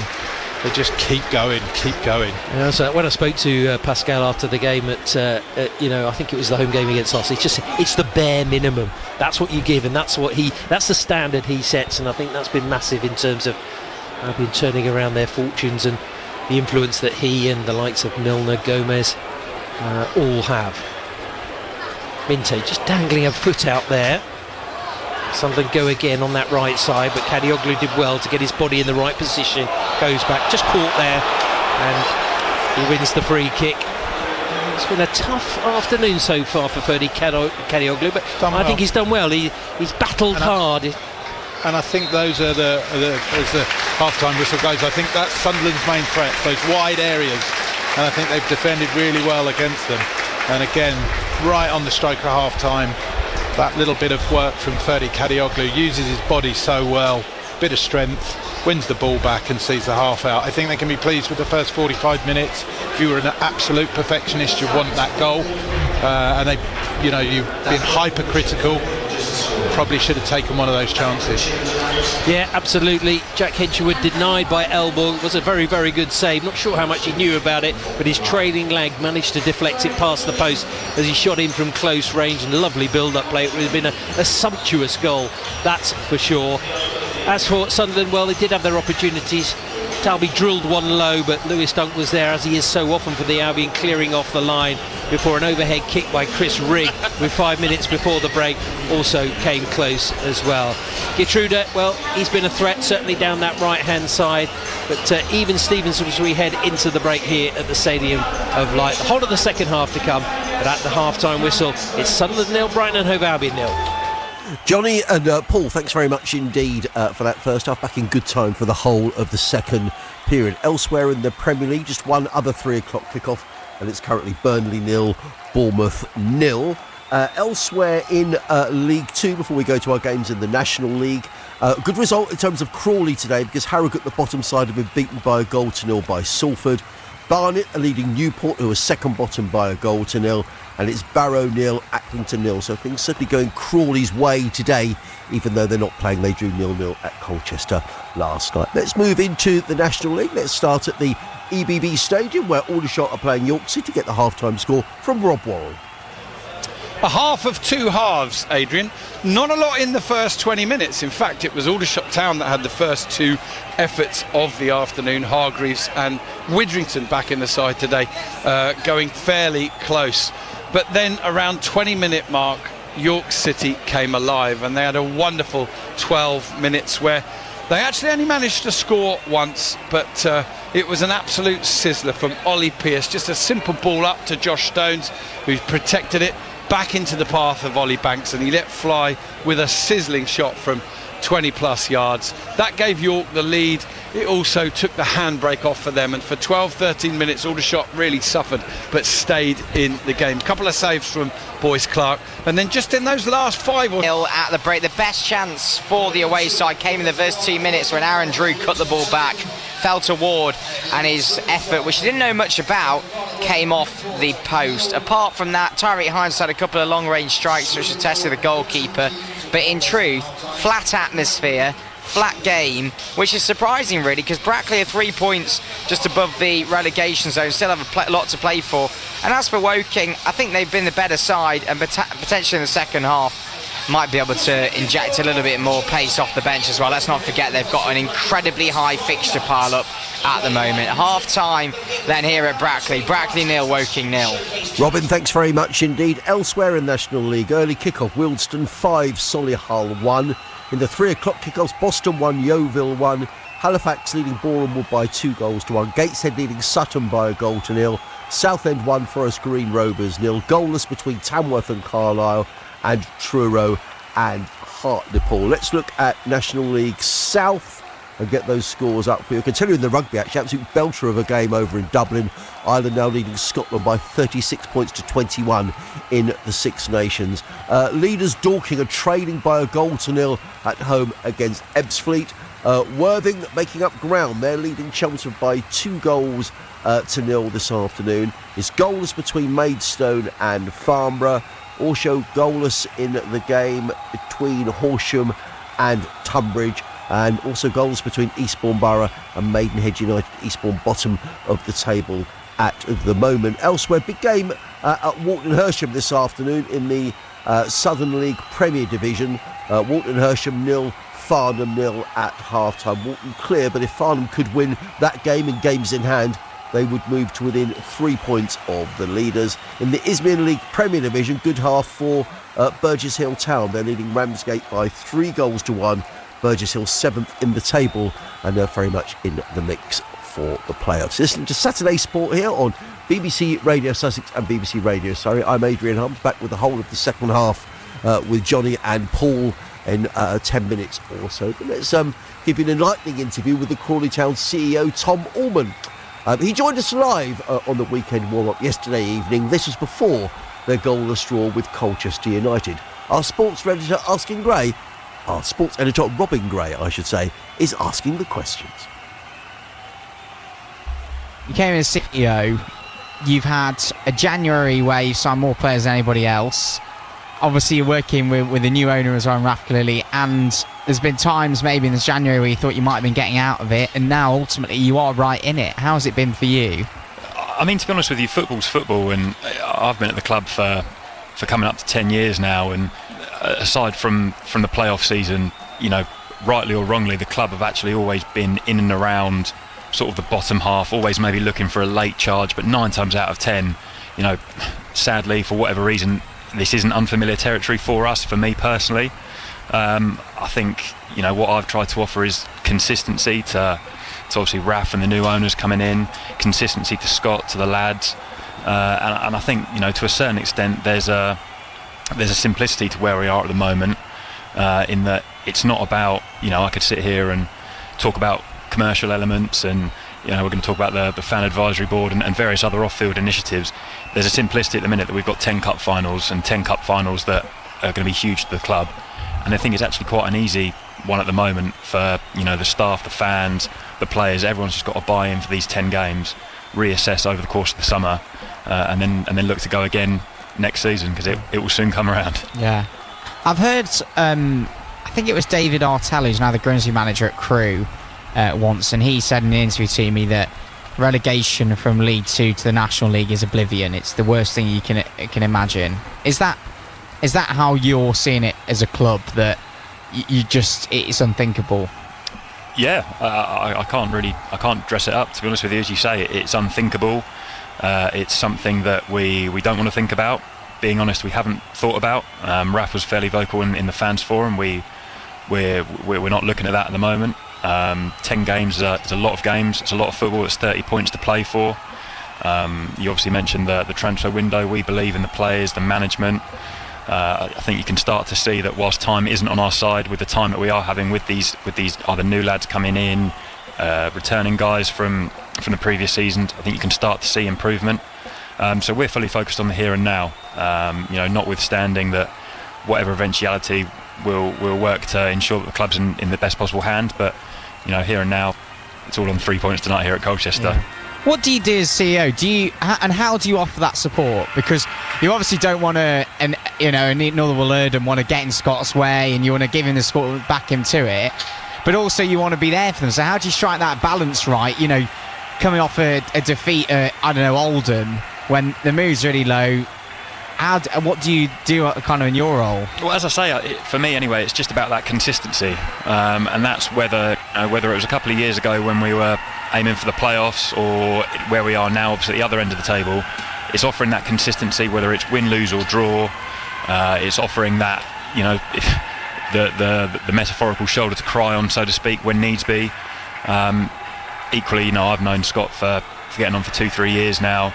Obviously has a relationship with Erdem for a while back, so that relationship management side of, I know I could pick the phone up and give Scott a call an hour after the Oldham game. I probably sort of know the kind of debrief I'm going to get, so we'll maybe sit and chat things over a cup of tea later on in the week and go from there, really. So as I say, it's that consistency. There's no from where we are now in this season, there's no magic formula. It's about offering support. Scott and his coaching side of his coaching team, that they're obviously working literally night and day to find those avenues to carve a team open, to shut a team out.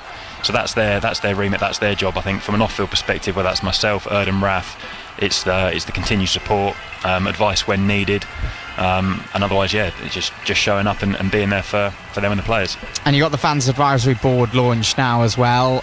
We saw some of the names on it. I know Chris Lord, I think, who we spoke to last week, is one of those. Just tell us a little bit about how, now you've got it, how do you see it going? What impact and change, I guess, do you think they can make working with you? Yeah, massive. It was something that I was really keen to get up and running since being appointed CEO. I think over the time I've been here, specifically in the last couple of years, we've had various fan groups, shall I say, whether that, we had the fan council, I think we've had 3 or 4 over the course of the last 3 or 4 years. So we were really keen as a club to formalise it. We worked alongside the Football Supporters Association, the FSA. They've been fantastic in offering us advice, that impartiality that's been needed, to make sure that essentially the club weren't just handpicking their mates, so to speak. We've obviously got the 10 guys on board, looking forward to getting that up and running over the course of the coming weeks. Sam Gadsden, our media and operations manager, has been crucial in that, and he's been in touch with a few of the guys. So we're hopeful for setting up a first meeting before the season ends, and then we'll update the wider supporter base as and when. Yeah, and on that, I mean, you mentioned about what you've seen at other clubs. Is there anything, I guess, that you think it could help with? We've heard about maybe improvements to the stadium, heard of things like that, mentioned at the fans forum. Is there any area you think? Yeah, of course. I mean, obvious ones for this time of the year, obviously, notwithstanding where we are on the division, season ticket argument will come round soon, and, price points, all those areas that, being honest, that cause debate online. We'll hopefully be able to use the FAB as fans, as representatives of the wider fan base, to sit here and say, look, this is what we're thinking. What do you think? Because, we live and breathe the club from a 9 to 5 perspective. We understand that fans live and breathe it, but from a completely different perspective, and they'll be able to offer us that maybe viewpoint or opinion that we haven't considered, that will actually mean that, in the long run, we're actually just making better decisions for the football club fundamentally. And I've got one question I'll ask you in a second, but I just want to ask you one more on the situation. You mentioned your 10 years at the club. You've seen it all, let's face it. There's never been a dull moment really in that time at Crawley Town. Where do you now see this challenge in these remaining games ranking maybe in that? Yeah, I mean, it's obviously we've had promotions, we've had relegation battles, we've had mid-table mediocrity. I think all you can do is face the challenge that's in front of you, and as you say, the here and now, obviously the position we're in the table doesn't look good. Everyone's aware of that. I think part of the reason I've been at the club for so long is that I think once everyone's together, once everyone's fighting in the right direction, I'm confident of us moving up and away from where we are in the table. Obviously get to the summer, reassess and then look to go again. But I think, to answer your question, it's a tough battle. There's no team that will be down there that's writing themselves off. Everyone will be thinking that they can get themselves out of it. Look, we've just got to stick together, show that Crawley spirit that's been there at Wembley, there at Hartlepool, and there for countless years before. Get through the season, make sure we stay in the division, reassess, and then look to push on. And just finally, I had this message in on social media this evening, and it is from Joe, who says, which way did the club vote in terms of expanding the playoffs? If yes, why? Yeah, so happy to be quite transparent. Obviously, it was for the championship expansion. Sorry, we voted in favour for it. You and I were just talking off air. I've got my personal opinion on it, as I'm sure quite a lot of people in football do. I think what's important to stress is that when those votes come round, you have to sort of put personal opinions and agendas to one side and vote in the interest of your club. And fundamentally, from our point of view, granted it's for the championship, and whilst there's been no talks on leagues 1s and 2, we were voting on the pretence that it's probably something that at minimum is going to be lobbied to those leagues. And again, look, forgetting personal opinions, if it's a better chance for the club to win promotion, if it's more games on the calendar, more TV games, it's fundamentally a better chance for promotion and more money in the coffers. So I would almost levy, if fans could maybe put aside their own personal footballing opinions, it was almost a bit of a no-brainer to us from that perspective, really. That's the Crawley Town CEO Tom Allman talking there to Robin Gray on the weekend warm-up before the goalless draw yesterday with Colchester. Earlier on in the League 2, the bottom side Harrogate, they lost to Salford by 1-0. Half-time in the other games featuring the teams at the bottom, Newport County, they trail by 1-0, and Barrow are goalless. In the Six Nations Trivia game in Dublin, Ireland have won the Triple Crown. They've beaten Scotland by 43 points to 21. But let's return to the Stadium of Light. Goalless at half-time between Sunderland and Brighton. Let's rejoin our match commentator, Johnny Cantor. Thanks very much indeed, Adrian. Yeah, it doesn't look like any changes from either side at the break, as you might expect in a quite closely competitive first half.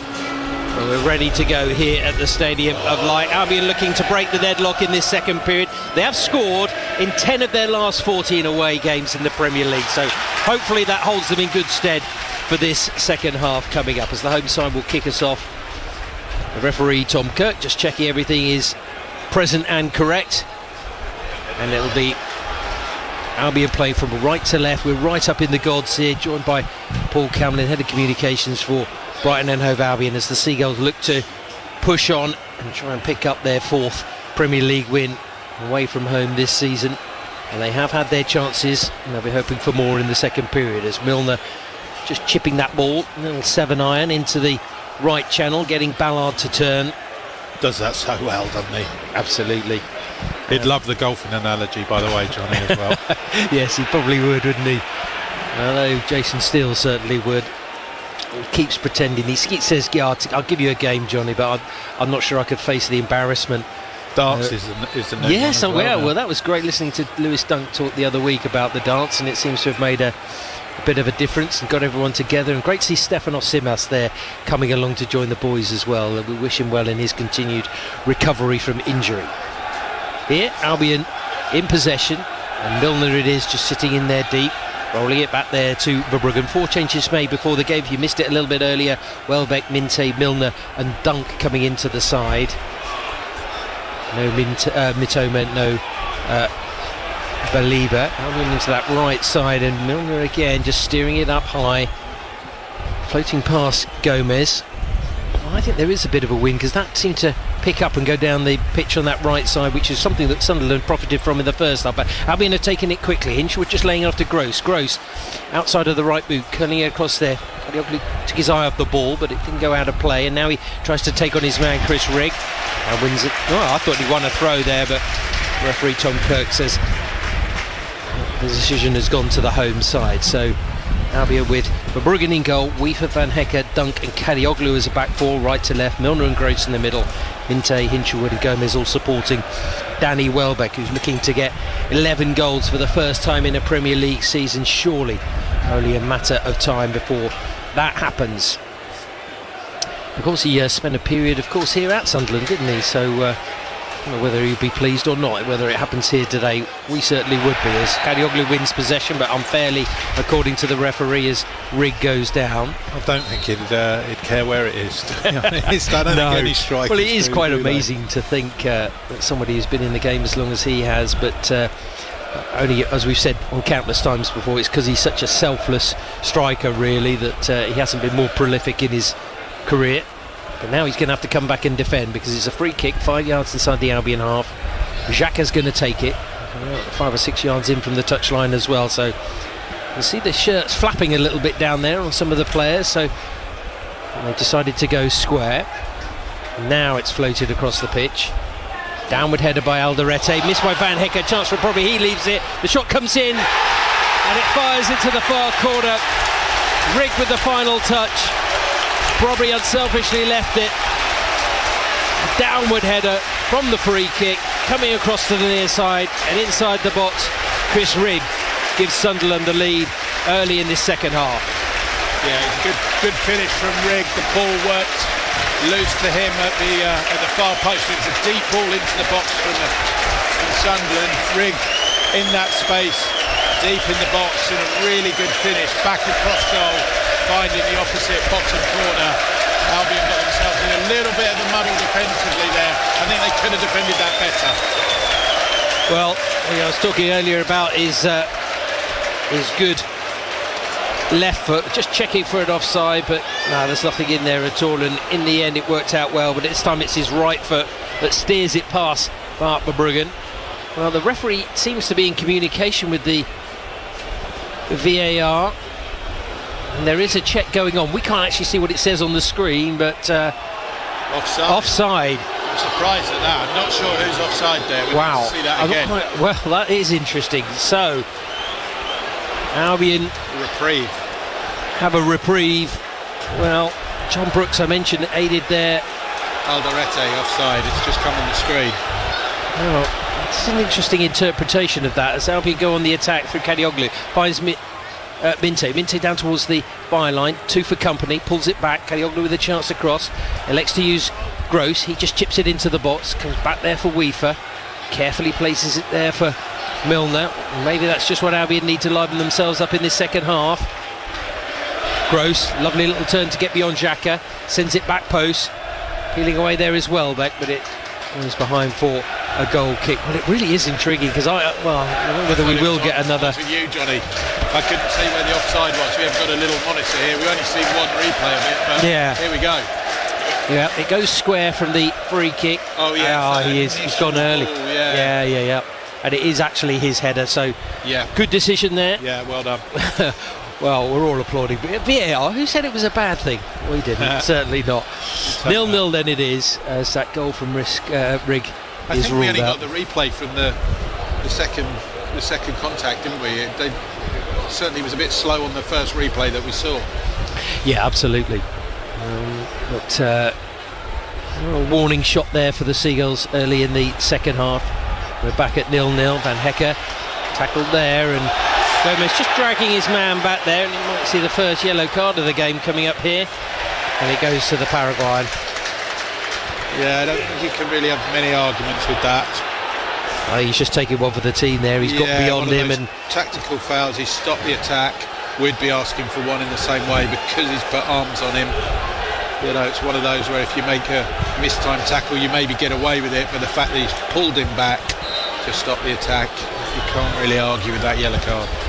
So another free kick. This is on the left, but similar sort of position to that other attack, but that one's sailing beyond Ballard and past Alderete, and it'll be a goal kick. So 6 minutes played of this second half. Sunderland 0, Albion 0. Goalless between Burnley and Bournemouth. Albion know that if they were to win here today and Bournemouth were to lose, they'd head back into the top half of the Premier League. Newcastle and Crystal Palace not playing at 3 o'clock today. Newcastle at 5:30.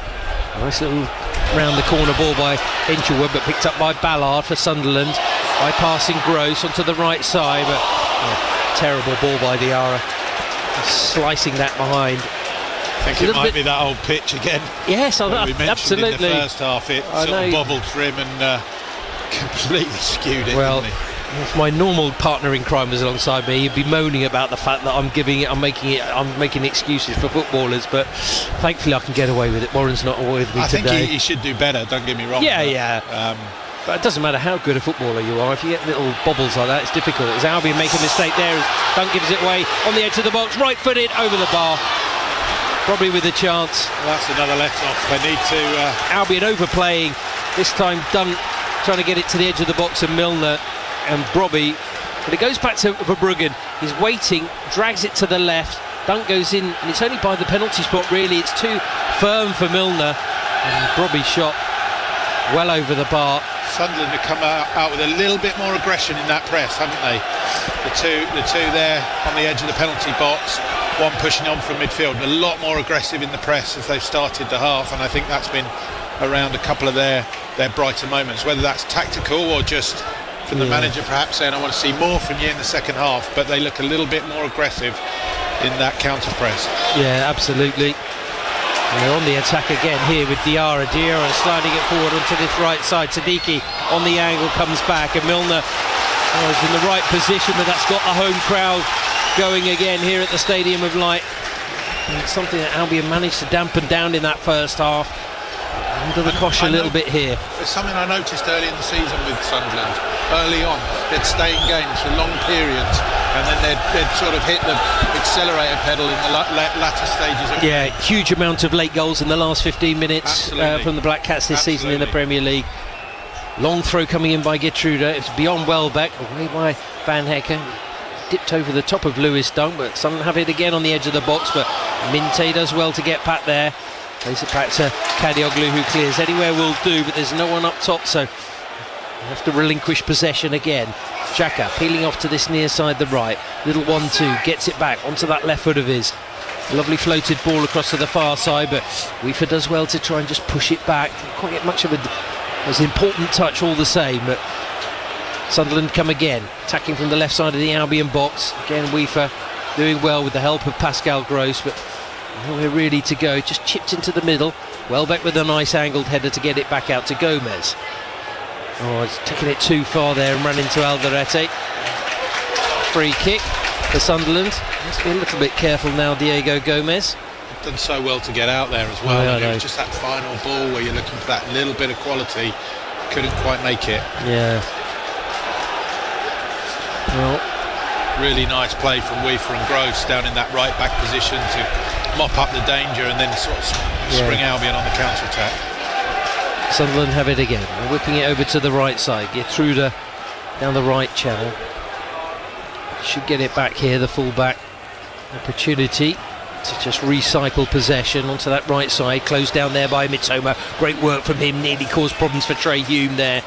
If he'd been caught in possession, Sunderland would have been in trouble. Alderete's taken it too far. Welbeck being fouled, but Albion will play the advantage. Up there it goes to Minte. Needed to take it first time, and unfortunately the advantage given by Tom Kirk comes to nothing, unfortunately, on that occasion. Back there, really. Yeah, I think there was enough time. We've seen it before. We had one passage of play at the Amex where 14 passes later Albion got the ball back, but challenged there by Pascal Gross to win it in the midfield. Welbeck is linking up play well in the last 5 minutes.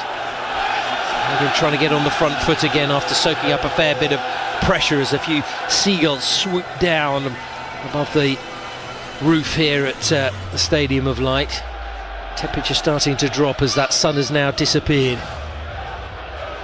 Really tight, of course. It finished 0-0 at the Amex earlier in the season. Goalless as it stands at the moment with 11 minutes played of this second half. Dunk on halfway, sizing up his options. Gomez in the middle, nice drag back to get it away there from Hume. Back down the line, and pass from Weaver, asking a lot of Gomez, who kept it in well actually. Did well to keep it in. And then the back pass goes behind for a corner. Well, you've got to give credit there for Diego Gomez, never giving up the cause. Looked like it had gone out for Gomez, didn't it? But he kept it in. Yeah, it's right under the nose of the referee's assistant on that far side, which I think said he's smart. And no appeals there from Sunderland, so it must have been in. But it looked out, didn't it? Yeah. It's always very difficult to say when you're quite so far away.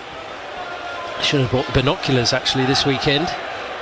Do you prefer this height being up? It's really a little high? bit too high for me, if I'm honest. I like the tactically from this height you can see a lot better the game and the patterns of play. Tactically it's very, but you're not quite in terms of being on the radio. It's nice to be quite close. It was interesting chatting to the Albion fans at the official supporters club talking about that. Just a little bit too far for me, but it is a bird's eye view literally. As Albion have the corner played into the near post, it's a poor ball in, goes to the edge of the box on the clearance though, and Gross's shot was relatively tame, but it'll come back again for Minte, driving towards the goal line, played across the face of goal, squeezed in. Well, I'm not sure he meant it, by the way, but Albion will take it. Look at this. Sunderland unhappy with the challenge at the back post. There's a player still down, but the Albion players are celebrating because they believe they've got the lead courtesy of the right boot of Yankuba Minte. Well, I think there was something between Diarra and Dunk, but it was before the corner was taken. And often you'll see a referee blow as they take the corner. So I don't know what's going to happen here. Certainly the ball wasn't in play. Dunk ran away from him. Diarra was left on the floor. They'll check this. But what a finish from Yankuba Minte. Well, they had a couple of bites of the cherry, didn't they? Gross had the shot low along the ground, then it goes angled out there to Minte, drops the shoulder, goes in there, hits it with his right foot, and it's well left by Van Hecke across his body. I don't think he gets a touch, and it squeezes in at the near post beyond Elborg, but Sunderland are still unhappy. What was, they believe, a foul. I don't think they can disallow this because the Diarra's on the floor as the ball comes in, so I think it might have come off Van Hecke's chest, brushed it. I don't know. I think I'd feel pretty aggrieved if I was Yankuba Minte. Jan-Paul Van Hecke claims it for... Is he onside as well? I think he probably will be. Oh, he's playing it backwards, isn't he? Oh, or is he? Well, again, it must be quite frustrating. We talk about the fans, but you can see those Seagulls supporters away to our left. Everyone's heading back towards halfway, Paul. Well, let's hope that there is no intervention here. Here we go. I think it's Lewis Dunk. It's just a flick, isn't it? There's a little push, but it's before the ball comes in. Well, and if we go back to that Arsenal game, all those pushing and shoving that happens before the ball's in play, and the ball is back in play because we've restarted. So the goal stands, and Albion have the lead, and it's a deathly silence around the Stadium of Light now. Well, now it's about controlling the game. I do believe the goal has been given to Yankuba Minte, and big boost for him on his return to the starting 11. Well, Sunderland trying to find a response down this near side as Kadioglu does really well, sends it forward for Hinshelwood. Strong challenge by Ballard to win it back for Sunderland. He's always stretching there, wanted to try and unleash Danny Welbeck, but Sunderland need a little bit more urgency. To be fair, they're probably in the slightly better side in this second half. Angled ball in, comes off Gomez, out for a corner. The Black Cats looking to find their way back in after conceding. Yeah, nice wing play there on the left hand side. Sunderland looking to get back into the game, got round the back, drove forward there. Chris Rigg gets the cross in from the byline, but good defending by Albion at the expense of the corner. Well, I'm glad I had that statistics. It's now Albion have scored in 11 out of their last 15 away games, so they tend to struggle for goals away from home, but now they've got to try and preserve that clean sheet. Here's the corner, whipped into the 6-yard box, attacked there by Danny Welbeck. Well, we were chatting earlier about Glenn Murray and Bobby Zamora, two Albion players who did that job so well, marking space at the near post on the corner on the apex of the 6-yard box to head the ball clear. Yeah, and that's exactly what Welbeck did there. Yeah, really good defending, and that's Danny doing his usual, doing the job for the team, getting back for the set pieces, doing a good defensive role there. So let's talk about his selfless play, and another string to his bow, that's for sure. Could he make the plane to the World Cup? You just never know. Yeah, you never know indeed. And there's 9 games to go, including this one for the Seagulls. A home game against Liverpool coming up next weekend. Join us for that one as Ballard tries to slide it through the middle towards Bobby. Comes off Van Hecke. And Kadioglu does really well to send it out for a throw rather than the corner, aware that that would be more difficult to defend perhaps. They won't take a long throw. Gertrude will let Chris Rigg take it. Now it's all about a bit of discipline, but they can't be too passive. They've got to still be positive, because you can tend to just sit a little bit deeper once you've got that narrow 1-goal lead. As Van Hecke goes down under pressure from Alderete. Header in the middle, nice touch by Weaver to find Milner. Milner on there to Gross turning it back there for Welbeck. Classic forward play to hold it up and then trying to squeeze it out to the near side, but it's cut out by Chris Rigg into the middle. Diarra with the shot, that's over the bar as well. Optimistic. I thought Albion were a little bit unlucky there that they didn't get a free kick for the challenge on Jan-Paul Van Hecke, but Ballard's gone down. I think he might be holding his right hamstring. Yeah, he was struggling with that in the first half, wasn't he, in that leg race with Yankuba Minte, but I think you can say the referee's been consistent. He has let a lot of those little sort of coming togethers go, and let the game flow, so fair play. We can't complain when he's given a goal at one end for letting that go, and and then not giving it at the other end. So I think that's been refreshing, really. He's let that game flow, and I think that suits Albion in their style. Yeah, I think absolutely. Well, there will be York just down the road. They're on their travels down in Hampshire this afternoon, leading by 2-0, looking for promotion. Adam Hinch's former club there against Aldershot in the National League. So Dan Ballard can take no further part in the game. And it looks like Luke O'Neill's going to come on. Luke O'Neill, I should say. Number 13. Will come on. And just slotted at centre-back. Well, so that may well work in Albion's favour, because Ballard, we talked about how important he has been, just holding the back of his knee. I think that was something he picked up, as I said, in the first half. Yeah. He had that, you picked up on it in commentary, Johnny, and it looks like that's paid to his afternoon, and that's a big loss for Sunderland. He's been such a crucial player for them at the heart of that central defence. Yeah, and as you said, the spine as well. But Luke O'Neill, the former Wycombe player, coming on, certainly doesn't have the height, but a good technical player. Goes back there to Elborg, the keeper drilling it low. Got away with that one, really, because it managed to find Noah Siddiqui. Now looking to build with Xhaka. Just always seems to have time on the ball, Granit Xhaka. Just scanning constantly, 360 degrees. Here's Alderete. Left-footed chip ball out wide. Gertruda playing high. Drills it in there. Brigg tries a little flick to get it back to him, but Gross had read it well.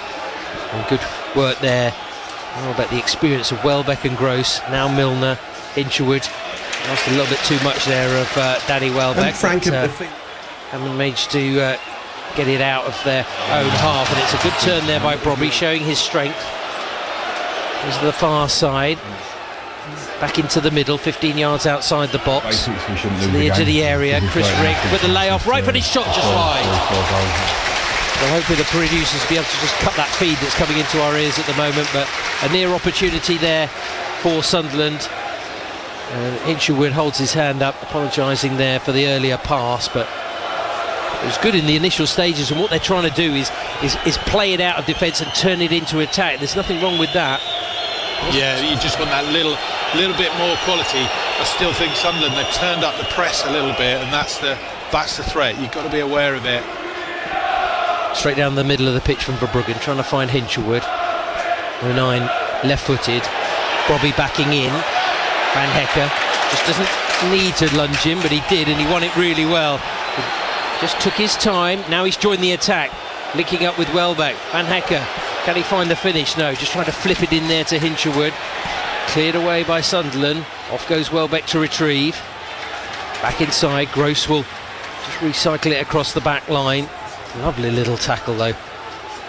What a player Jan Van Hecker has become. Bit of play that, wasn't it? Yeah, he didn't lunge in early, just waited and waited, and then I think spotted he's done that it. a few times with Brobby. He's handled him well so far. Just not trying to get in front of him too often, and then when that opportunity's there, proper handful, isn't he, as a centre forward? I never thought we'd see this player when we saw him at Ajax. And certainly Warren was certainly unimpressed by him, but he's done a good job since coming to Sunderland, as Dunk puts that one out of play into the fine Minte, who got peeled away a little bit earlier towards the touchline, but it goes out for a Sunderland throw. Heading towards the midway point of the second half, Albion leading by a goal to nil. Yankuba Minte's right-footed shot from the byline, squeezing in at the near post beyond Elborg to give Albion the lead in this second period. So again, taking the ball out of play, actually could do tight, lack of space. And Franklin Hertzler just having a word there. Woking leading at Brackley, looking to move themselves up the table in the National League. Reaction to come from that one, the Aldershot game. And we heard from Tom Allman at half-time, from Crawley after their 0-0 draw against Colchester last night, and of course reaction from National League South, with so many of our locals sides involved in that division this season. Here's Hinshelwood, nicely placed ball down the left channel. Minte, chance for an early cross, curling it in there. In there goes Weaver, pulls it back. Chance for Gomez, swipes at it, got underneath it, over the bar. Big chance Yeah, really good play again from Minte on this left-hand side, not taking his time, getting the ball in there straight away. And then Mats Weaver did really well. I thought he was going to hit it first time, but actually sort of lost out to the defender, then picks up the loose ball, turns it back out to Gomez. I think Gomez should do better with the shot there. He gets under it and it's rising all the time and goes over the bar. But again, really good play from Minte down that left-hand side. He's had a really good game going forward. Massive impact on this left flank, and as you say, he's kept it simple, put the ball into a dangerous area. Credit to Weaver for making the run, getting there from right back and selfishly pulling it back. And Gomez, well, we know he's got a great strike, Diego Gomez, but it was just behind him, so quite difficult technically as Xhaka plays it in behind. Verbruggen goes to the edge of his box. We'll get that before the run of Talbi. Moroccan was coming in and approaching quickly, but didn't quite have the pace, the former Club Bruges player. Or should I say Brugge nowadays? That's changed. Nice turn by Welbeck, finding Minte, bringing Kadioglu into focus. He just checks. Nice vision there to find Weaver. Loads of space for Gomez on the right. Just Hinchelwood in the middle at the moment. Gomez attacking from the right, drags it back on the angle. Turned out to be the wrong option, really. I think he was trying to disguise it, but we could see it from here. A bit of miscommunication, but Gomez and Weaver are starting to find some space on that right flank. Yeah, he was in acres of space, wasn't he? Plenty of space to run into, and Albion broke well there. Just needed, again, that little bit of quality on that final ball into the box. Maybe Gross can provide that bit of quality now as he plays it back out wide. Gets the return ball, trying to ride the challenge, but just enough initially, and then it comes off Gross, but good pressure, and it goes behind for a goal kick. So 20 minutes plus stoppage time remaining here on Saturday Sport. Albion leading by 1-0 here at the Stadium of Light. And Kuba Minte striking the second half, the difference so far. And I say they are unbeaten against the promoted sides in their last 11 games, so they do have a good record. But we want to go one better and get a win today, that's for sure. As Gomez with a nice little turn covering across his Xhaka. It's like that little insurance policy, isn't he, the Swiss midfielder? Does well to help out his teammates. Playing it into the penalty box there. No Albion player really there to capitalise, but Rose nearly anticipated the driving run forward by Diarra. And it goes out of play for a goal kick. Could have gone anywhere, that, and it could have just presented itself at the feet of Gross to tuck it home, and you only have the keeper to beat. But in the end, it's a goal kick, another goal kick. I think Albion are going to get those opportunities as the game wears on, but they've also got to be conscious. I think we said it earlier in the half, Sunderland got a great record late in games, so they need to make sure that back door's shut as well. Yeah, absolutely. Good covering back by Minte there, in strongly on Gertruda.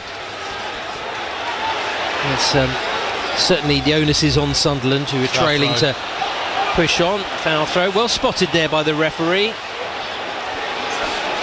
I know Joel Veltman was pulled up at the Amex a few weeks back for exactly that, so quite rightly. Xhaka again protesting. Loves a moan, doesn't he? Regis Lebris has come out there. What a job he's done, really. He did well in Ligue 1, but quite the same as coming and taking a team up into the Premier League and doing so well in their first season in the top flight. Gomez just trying to get that off his chest.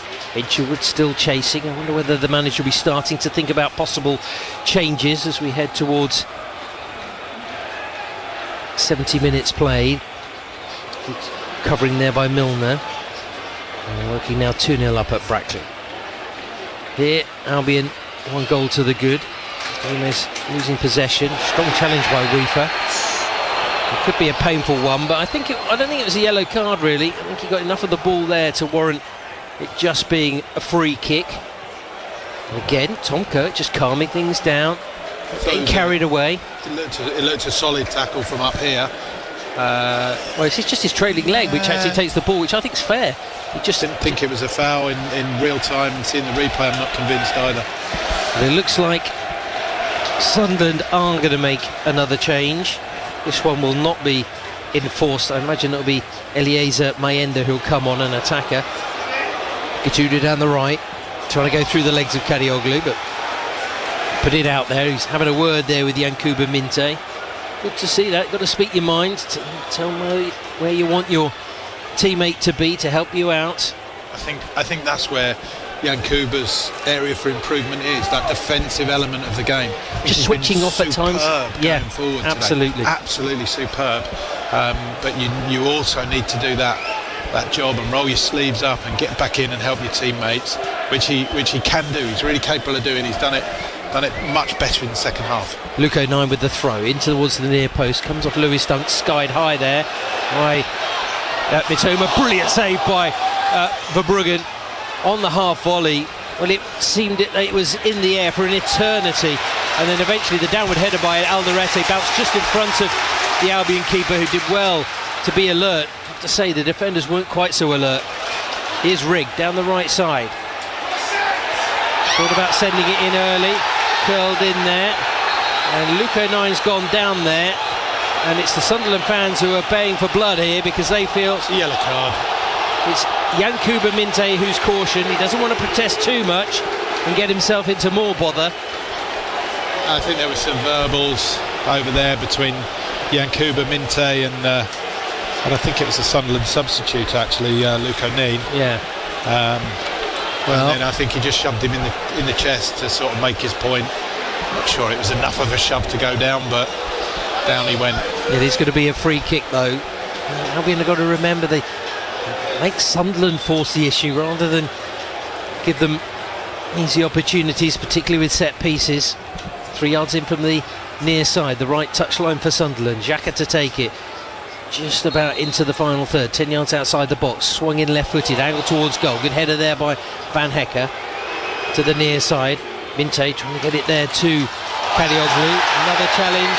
It'll be a free kick.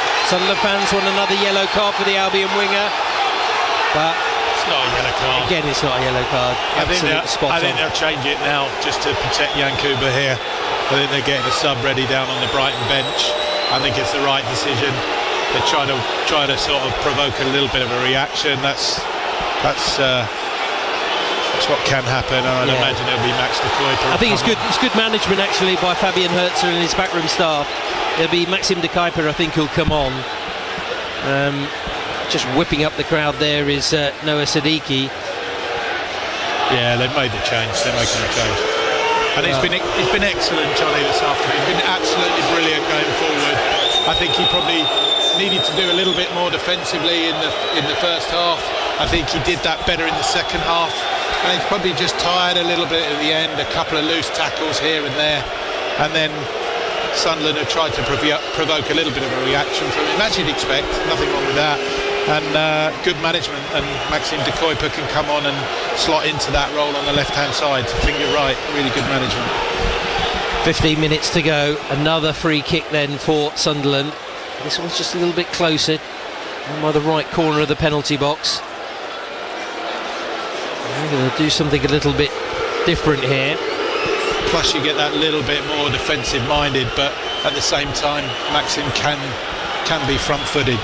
Going the other way. His first job is to get into the one-man wall, and they'll wait. I think it's going to be Trey Hume to take it from this right side, jostling for position round the penalty spot, but it goes in near post. Header away by Gross. The Kuiper then clashes heads with Siddiqui. Both players go down. It's so painful, can't it? We saw one in midweek in the Champions League, didn't we, with the two Spurs players colliding? And he's given a free kick there. I'm not sure why, because I think that was a clash of heads. Well, Gross did well initially to get the header clear. I don't think that's a foul at all. That's poor from the referee. I think he's played to the crowd. Yeah. They've just clashed. De Kuiper's got the ball. And De Kuiper seems to be the worst off, because Siddiqui's got to up on his feet. But the Albion sub is down. And so it will be a Sunderland free kick when we're actually, and now they've decided to make the change. So Brian Brobby comes off, and Eliezer Mayenda will come on. Has been the lone striker.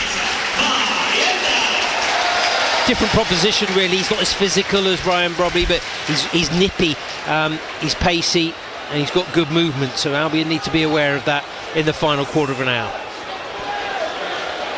Yeah, just sort of looking down there, I think it is going to be a Sunderland free kick. I'm sure the referee signalled for a free kick. Lewis Dunk had a long chat with the referee, and I think probably saying that was a clash of heads. It's in a tricky position. It's just to the right of centre. I'd say probably 10 yards outside the box. The Albion wall has crept forward a little bit. It may yet be pulled back. There's a couple of options here. Of course, the left foot of Granit Xhaka is one option. I think he's probably got the seniority and the authority to do what he wants. So the wall is now taken back as expected, as I mentioned. But it is literally just to the right of centre, so it is perfect for the left-footed strike. Looks like 4 in the wall for the Albion. Tom Kirk stepping back, wants a Sunderland player on the end of the wall just to move away. He should be a yard away from the right edge. So he's done that. He's marked it out. Well, this feels like an important moment here. 3rd consecutive free kick. Of course, they do have the right-footed option from Hume as well, so difficult for Verbruggen this. It is Xhaka straight against the wall. Did its job well. Now Albion will be looking to try and just slow things, take the pace out of the game if they can, as it goes back to Elborg, the Sunderland keeper. Throws it forward. Chance for Weaver to let it bounce. Immediately being tracked now by Mayenda. And puts the ball out for a throw. And that's exactly what I mentioned there. That's what Mayenda gives you. A little bit of pace, a little bit of pressure. And a throw 8 yards from the left corner flag, and it'll be a long one to come in for Sunderland now. Lost a bit of height with no Ballard and no Brobby, but Alderete can be a threat, so he's moving into the 6-yard box. James Milner going with him. That's who they've targeted, but it's Lewis Dunk with the big jump. Gross's clearance doesn't go far, back towards the back post, and again Lewis Dunk making a vital touch. Goes out for a corner. They're just hanging on a little bit here, but they just need to weather the storm. Corner this time on the right. Xhaka coming across. A little bit more urgency about things for Sunderland now. Albion with the 1-goal advantage. Sent in left-footed, near post. Up there goes Gomez, heading that out. Yeah, good work from Gomez. Again, Van Hecker saying to the referee, just tossed to the ground there. Yeah, he's let a lot of that go, though, as we know. He's been consistent, though. I would say that. I would say he's been consistent. I think he's done well overall, the referee. I think he's done really well, given it's only his 4th game at this level. I think he's done well. He's had a bit of stick from the home fans, understandable. They want to see their team back in the game, but I think he's refereed it and handled it well. Long throw, angled in, away by Welbeck. Kadioglu trying to scoop it up and turn it over to the far side, but tidying up there is Talby. Using the keeper, Xhaka back again. De Kuyper deciding to press. He's on his own at the moment, causing a few problems for the keeper. He manages to get around him. Then Luca 9 playing it through the middle. Van Hecker has to bravely go in there with his head. Sunderland felt he used his arm, but no, he did really well. He got his head on the ball, put it out. Need to keep their concentration here. Sunderland take it quickly, driving down the channel. Off there goes Kadioglu. Good work from him. Little roll over with his studs to get it onto his right foot and clear. Xhaka picking up the pieces, linking up on the left-hand side. Out wide they go. Trying to find a little bit more impetus with the fresh legs and the substitutes that have come on. Xhaka back out to Hume. Hume there, back in field. Xhaka squaring it. Luco 9. Good shouts of shoot, but he's a good 35 yards out. But Lewis Dunk felt he'd had a little nibble from behind there by Mayenda, but there was an offside anyway. And Albion just need to just calm things down, unable to get out of their half in the last 5 minutes with 9 minutes left of normal time. Yeah, I think that offside just plays into Albion's hands a little bit. They can take their time over the free kick, although Sunderland getting upset as Park Verbruggen goes and has a little drink. Yes. All the tactics, so and referee telling him to hurry up. There's lots of new proposals coming in about lots of different things in the game. There's one being introduced in the women's game about injuries to goalkeepers, which is quite interesting, but that's for another day, I think. Don't forget, reaction in the final whistle after 5 from Fabian Herzer in the Albion camp as the Sunderland keeper heads that one out of play on the far side. Was it kept in by Talby? Yeah, I think he's just done enough. Van Hecker, his clearance picked up there by Diarra. You can text us, you can tweet us, you can give us a call after 5. I know there's a few people coming along. It's great to hear from Stephen. I think it was Mike last night on the weekend warm-up. More to come, of course, as well as from the Albion camp. Nice header there by Weaver, finding Milner. Calmly played there by Gross. That's exactly what's needed in this kind of situation when you've just got a narrow 1-goal lead. Mustn't panic when you're on the ball. It's certainly something that Milner and Gross won't do. We've hardly mentioned James Milner this afternoon, but he's just given another absolute masterclass, hasn't he, there in front of the back four? Absolutely. I was just thinking that as he picked the ball up there and... yeah, but he's positioning everybody. It's the communication, and slotting into space sometimes as well. That's what he does so well. Sunderland have possession, and it is Siddiqui laying it out onto the left flank.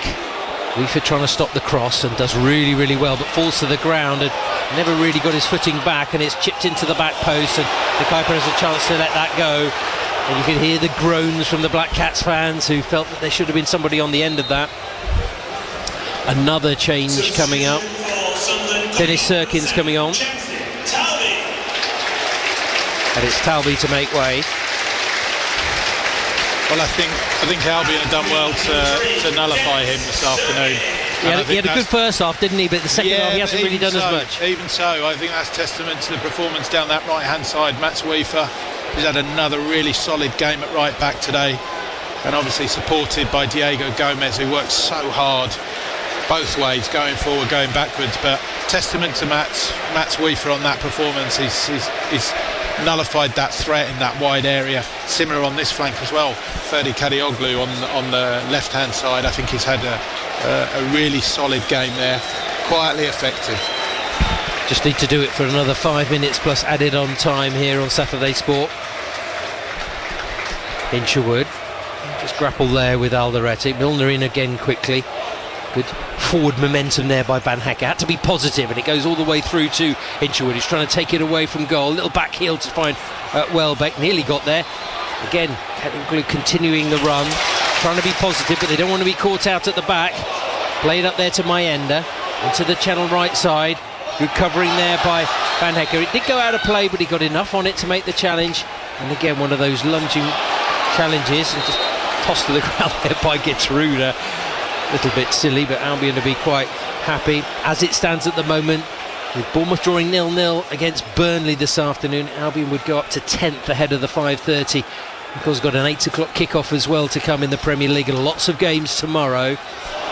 Given away at the back there by Sunderland. Gross to Welbeck, now on to Hinshelwood, taking it to the left hand side. Gross taking it up, wants someone to go in behind just to drag them and stretch them, and then elects to go back to Kadioglu and Dunk exchanging a few passes, making Sunderland work as hard as possible. Nice ball by Weaver around the corner. Gomez couldn't quite get there. It was strong from Trey Hume on that occasion. The Northern Ireland defender managing to make the challenge and win back possession for the Black Cats, who have 4 minutes plus stoppage time to try and find an equaliser.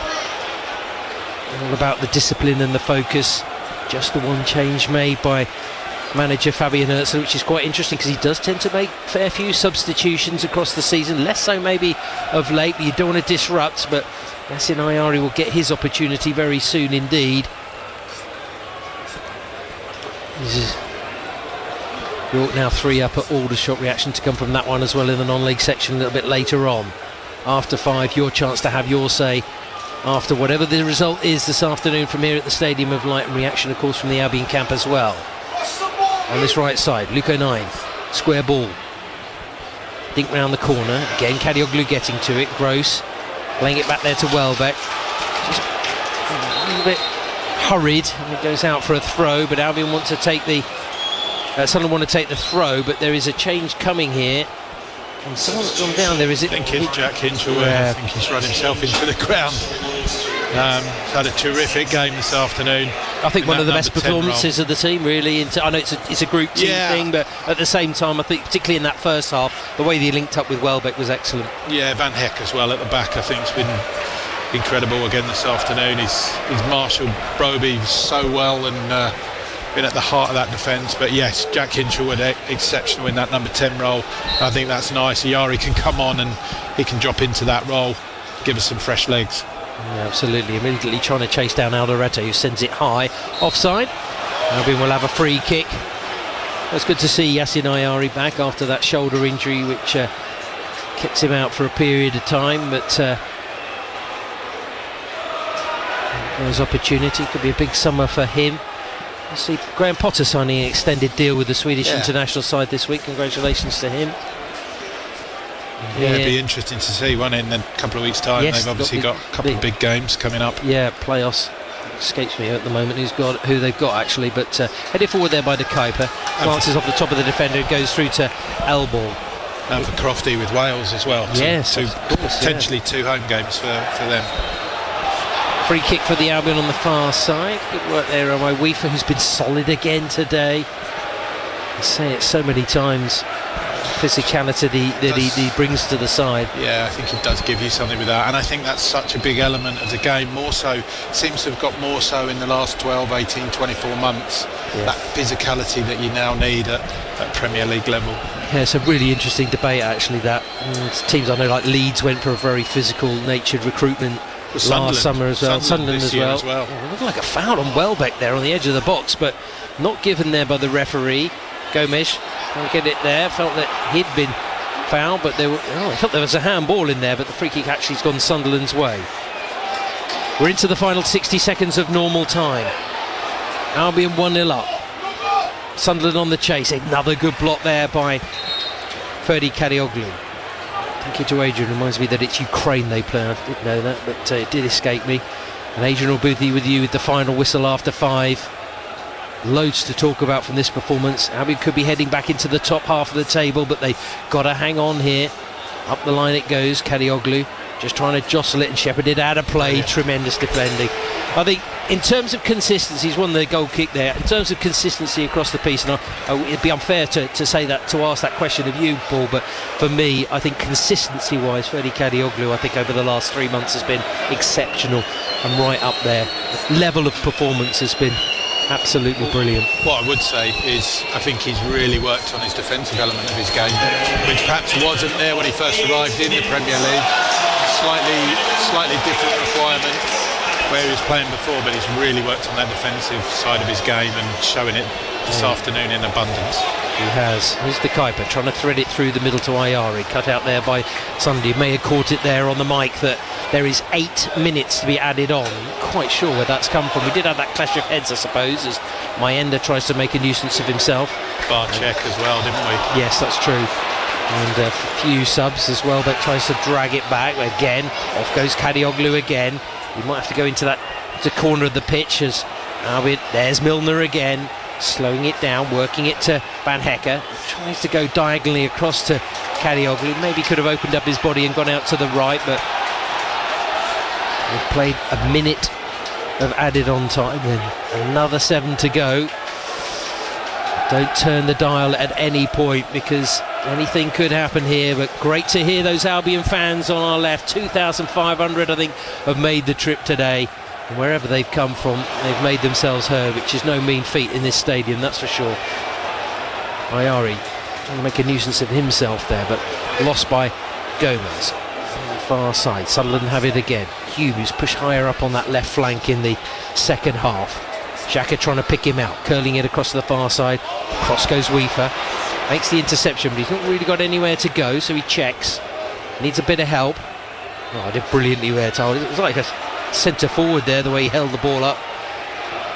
Milner sending it up the pitch. Welbeck playing just behind Ayari at the moment. Maybe just running out a little bit of puff, maybe Danny Welbeck. But we've been fighting fit and ready for the visit of Liverpool a little bit later. Ayari didn't get hold of that. Could have been stronger there, I think, trying to get his body position right there to try and hold on to it, maybe draw in the foul. It's quite difficult though coming late on into a game, especially in that kind of role where you're trying to do exactly that. And Sunderland work it out to a wide right. Truda going back inside his own half. Luca 9, Chris Rigg, who thought he'd scored that earlier goal, which was ruled out for offside. Alderete, high floated ball there towards the edge of the box. Good header by Dunk. Gross now launching it high, but again relinquishing possession. feel a bit of tension, a few people heading for the exits and maybe seen enough from Sunderland, but I mean, they've got to still work hard and be organised and focused in the final stages here. Xhaka in the middle, dispossessed by Welbeck. Great challenge. Now Milner, seeing it out wide. Weaver, Milner again. Brilliantly worked to Gomez. Could get his head down and head towards the corner. No, just holds it back. And they have to retreat all the way to the keeper. He can't, that's been cut off there. But Weaver wins a throw as he bangs it against Siddiqui. That's brilliant passage of play there. They haven't really got anywhere, but they've got themselves out of trouble and won themselves a throw. Yeah, and at the heart of it, as you said, James Milner, that little ball out into that wide area. Gomez taking a touch. Weaver just keeping possession, almost like a centre forward, as you said. Bit of hold-up play. Now we've got to do a little bit more of that for the next 4.5 minutes just to get across the line here. We've got a free kick there. Well, I did mention that only Arsenal have conceded fewer goals than Albion in the last 10 games, just 9 in total for the Seagulls. They can just keep that going, and in order to do that, they're just going to make another change here as Joel Veltman is going to come on, and so's Matt O'Reilly. So Welbeck will come off. What a performance he's put in. But that looks like Joel Veltman's coming on as a sort of right winger. Right mid, yeah. right mid, and Matt O'Reilly up front, so fresh legs. Yeah, so Veltman, O'Reilly on, Welbeck and those two as well. Gomez to come on. Proper good shifting, haven't they? Yeah, absolutely. You can understand why they've been sacrificed, because they've left everything out there. Fair play. Really good performance. Really good on the press, Brighton, this afternoon. Gomez, Welbeck and Hinshelwood all off now, but all at the heart of that, they've run themselves into the ground. Chip forward there by Weaver, doesn't find O'Reilly, goes beyond him to Elborg. Elborg now straight down the middle of the pitch. Van Hecke with a defensive header, picked up by Xhaka. Chasing there is Ayari, did well to just not allow him to pass forward, and another sliding tackle by Joel Veltman. Straight into the action, out it goes for a Sunderland throw. 10 yards inside the Albion half, on the left side. If you're clock watching, we've played 5 of the 8. Could add on a little bit more for those substitutions, I guess, but roams around the stadium and light. They want to get it forward. Albion trying to stay disciplined, virtually with a back 5 really now, with everybody slotting in. Veltman's gone out wide as well. O'Reilly's got to chase across the pitch as well. Just hard work now. Into the channel they go. They've won a free kick. Well, Veltman felt it was a dive, that's for sure, but they have won a free kick. O'Reilly pleading with the referee there as well. Was there any contact? I don't know. We need a better angle, really. Unfortunately, it looked though, a little bit soft. It did. Tom Kirk has given the free kick. Here we go then. Big effort.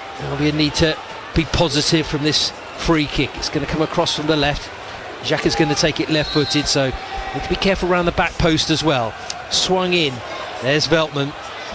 Heading it clear. Great header. He was fouled in the middle. Was it in the middle? I think he went down there. Yeah, he's just saying to the referee, you're not watching. Just let a lot of that pass. Yeah. Great defensive header there, though, by Joel Veltman. A horrible ball in. More needed here from the long throw to the near post by Luke O'Neill, and good work by O'Reilly to get the first challenge in. They don't want to commit themselves, but they do need to get it clear, and it's poked away there by Pascal Gross. Retrieved all the way back. Xhaka wants it out wide to the near side, but it's a poor ball. I think that took a little bobble there from Siddiqui. I think unfortunately got to give him a bit of credit, but right on cue, Sunderland fans start streaming to the exits because they feel they may have missed their final opportunity. It'll be an Albion throw, but we are heading towards the final 60 seconds of added on time. Yeah, You've got to put pressure on the man though, because then that makes it difficult, because if it does take a bobble, he was rushed into playing the pass, that makes the mistake. I think they've done that well all afternoon. Yeah, absolutely. I think the press has been well, I mentioned I know some people aren't a fan of statistics, but PPDA, check it out. Albion in the top ranking of it. Piper going in for the challenge, concedes the throw. Getruda wants to take it quickly. That's what the manager wants. That's what he wants from his team. Wants them to press like that. Wants them to be aggressive on the front foot. Win possession high up the pitch. Long throw from Luke O'Neill. Headed into the box, comes off Van Hecke. Left-footed strike over the bar. Verbruggen sees that one over. And it goes behind. That may be the last chance for Sunderland. Albion could be on course for victory here. And I just want to remind everybody of the save that Bart Verbruggen made. Low to his left-hand side on the half volley. So important at a crucial point in the game. Yeah, I think difficult for us to see up here how good it was, Paul. Yeah, but I think it was a good save. I think you mentioned it in commentary. There was a little bit of hesitancy in the defence, and it was a something and nothing chance. It came from nothing really, and all of a sudden he's leaping to his left and made a really good save. Long clearance. Defensively, they've been the rear guard's been exceptionally good. Yeah, Van Hecker heading back there to Verbruggen. Another brilliant performance from the two centre backs. He can't fault anybody. Gross saying, come on, push up, push up. I make it we've played all 8 minutes of added on time. 8.5. Yeah, if he's going to add on for those subs. O'Reilly backing in there, free kick. Don't want to give away that, even if it is inside the Sunderland half. Launched long. That's it. Full time. Sunderland 0, Brighton and Hove Albion 0. Yankuba Minte's strike in the second half. Enough to give the Seagulls their third win in 4 Premier League games. They continue the momentum in the top flight, and as it stands at the moment, they're heading into the top half of the table ahead of the tea time kickoffs. Another resilient performance, and probably shaded it in terms of chances and opportunities, some of which they didn't take, but in the end they've seen it over the line with a disciplined defensive performance to give them all 3 points. Paul, it's been brilliant having you. Enjoy that. Your final thought? Yeah, I think it was a really solid performance. Two people at the heart of it for me. JP Van Heck at the centre of defence.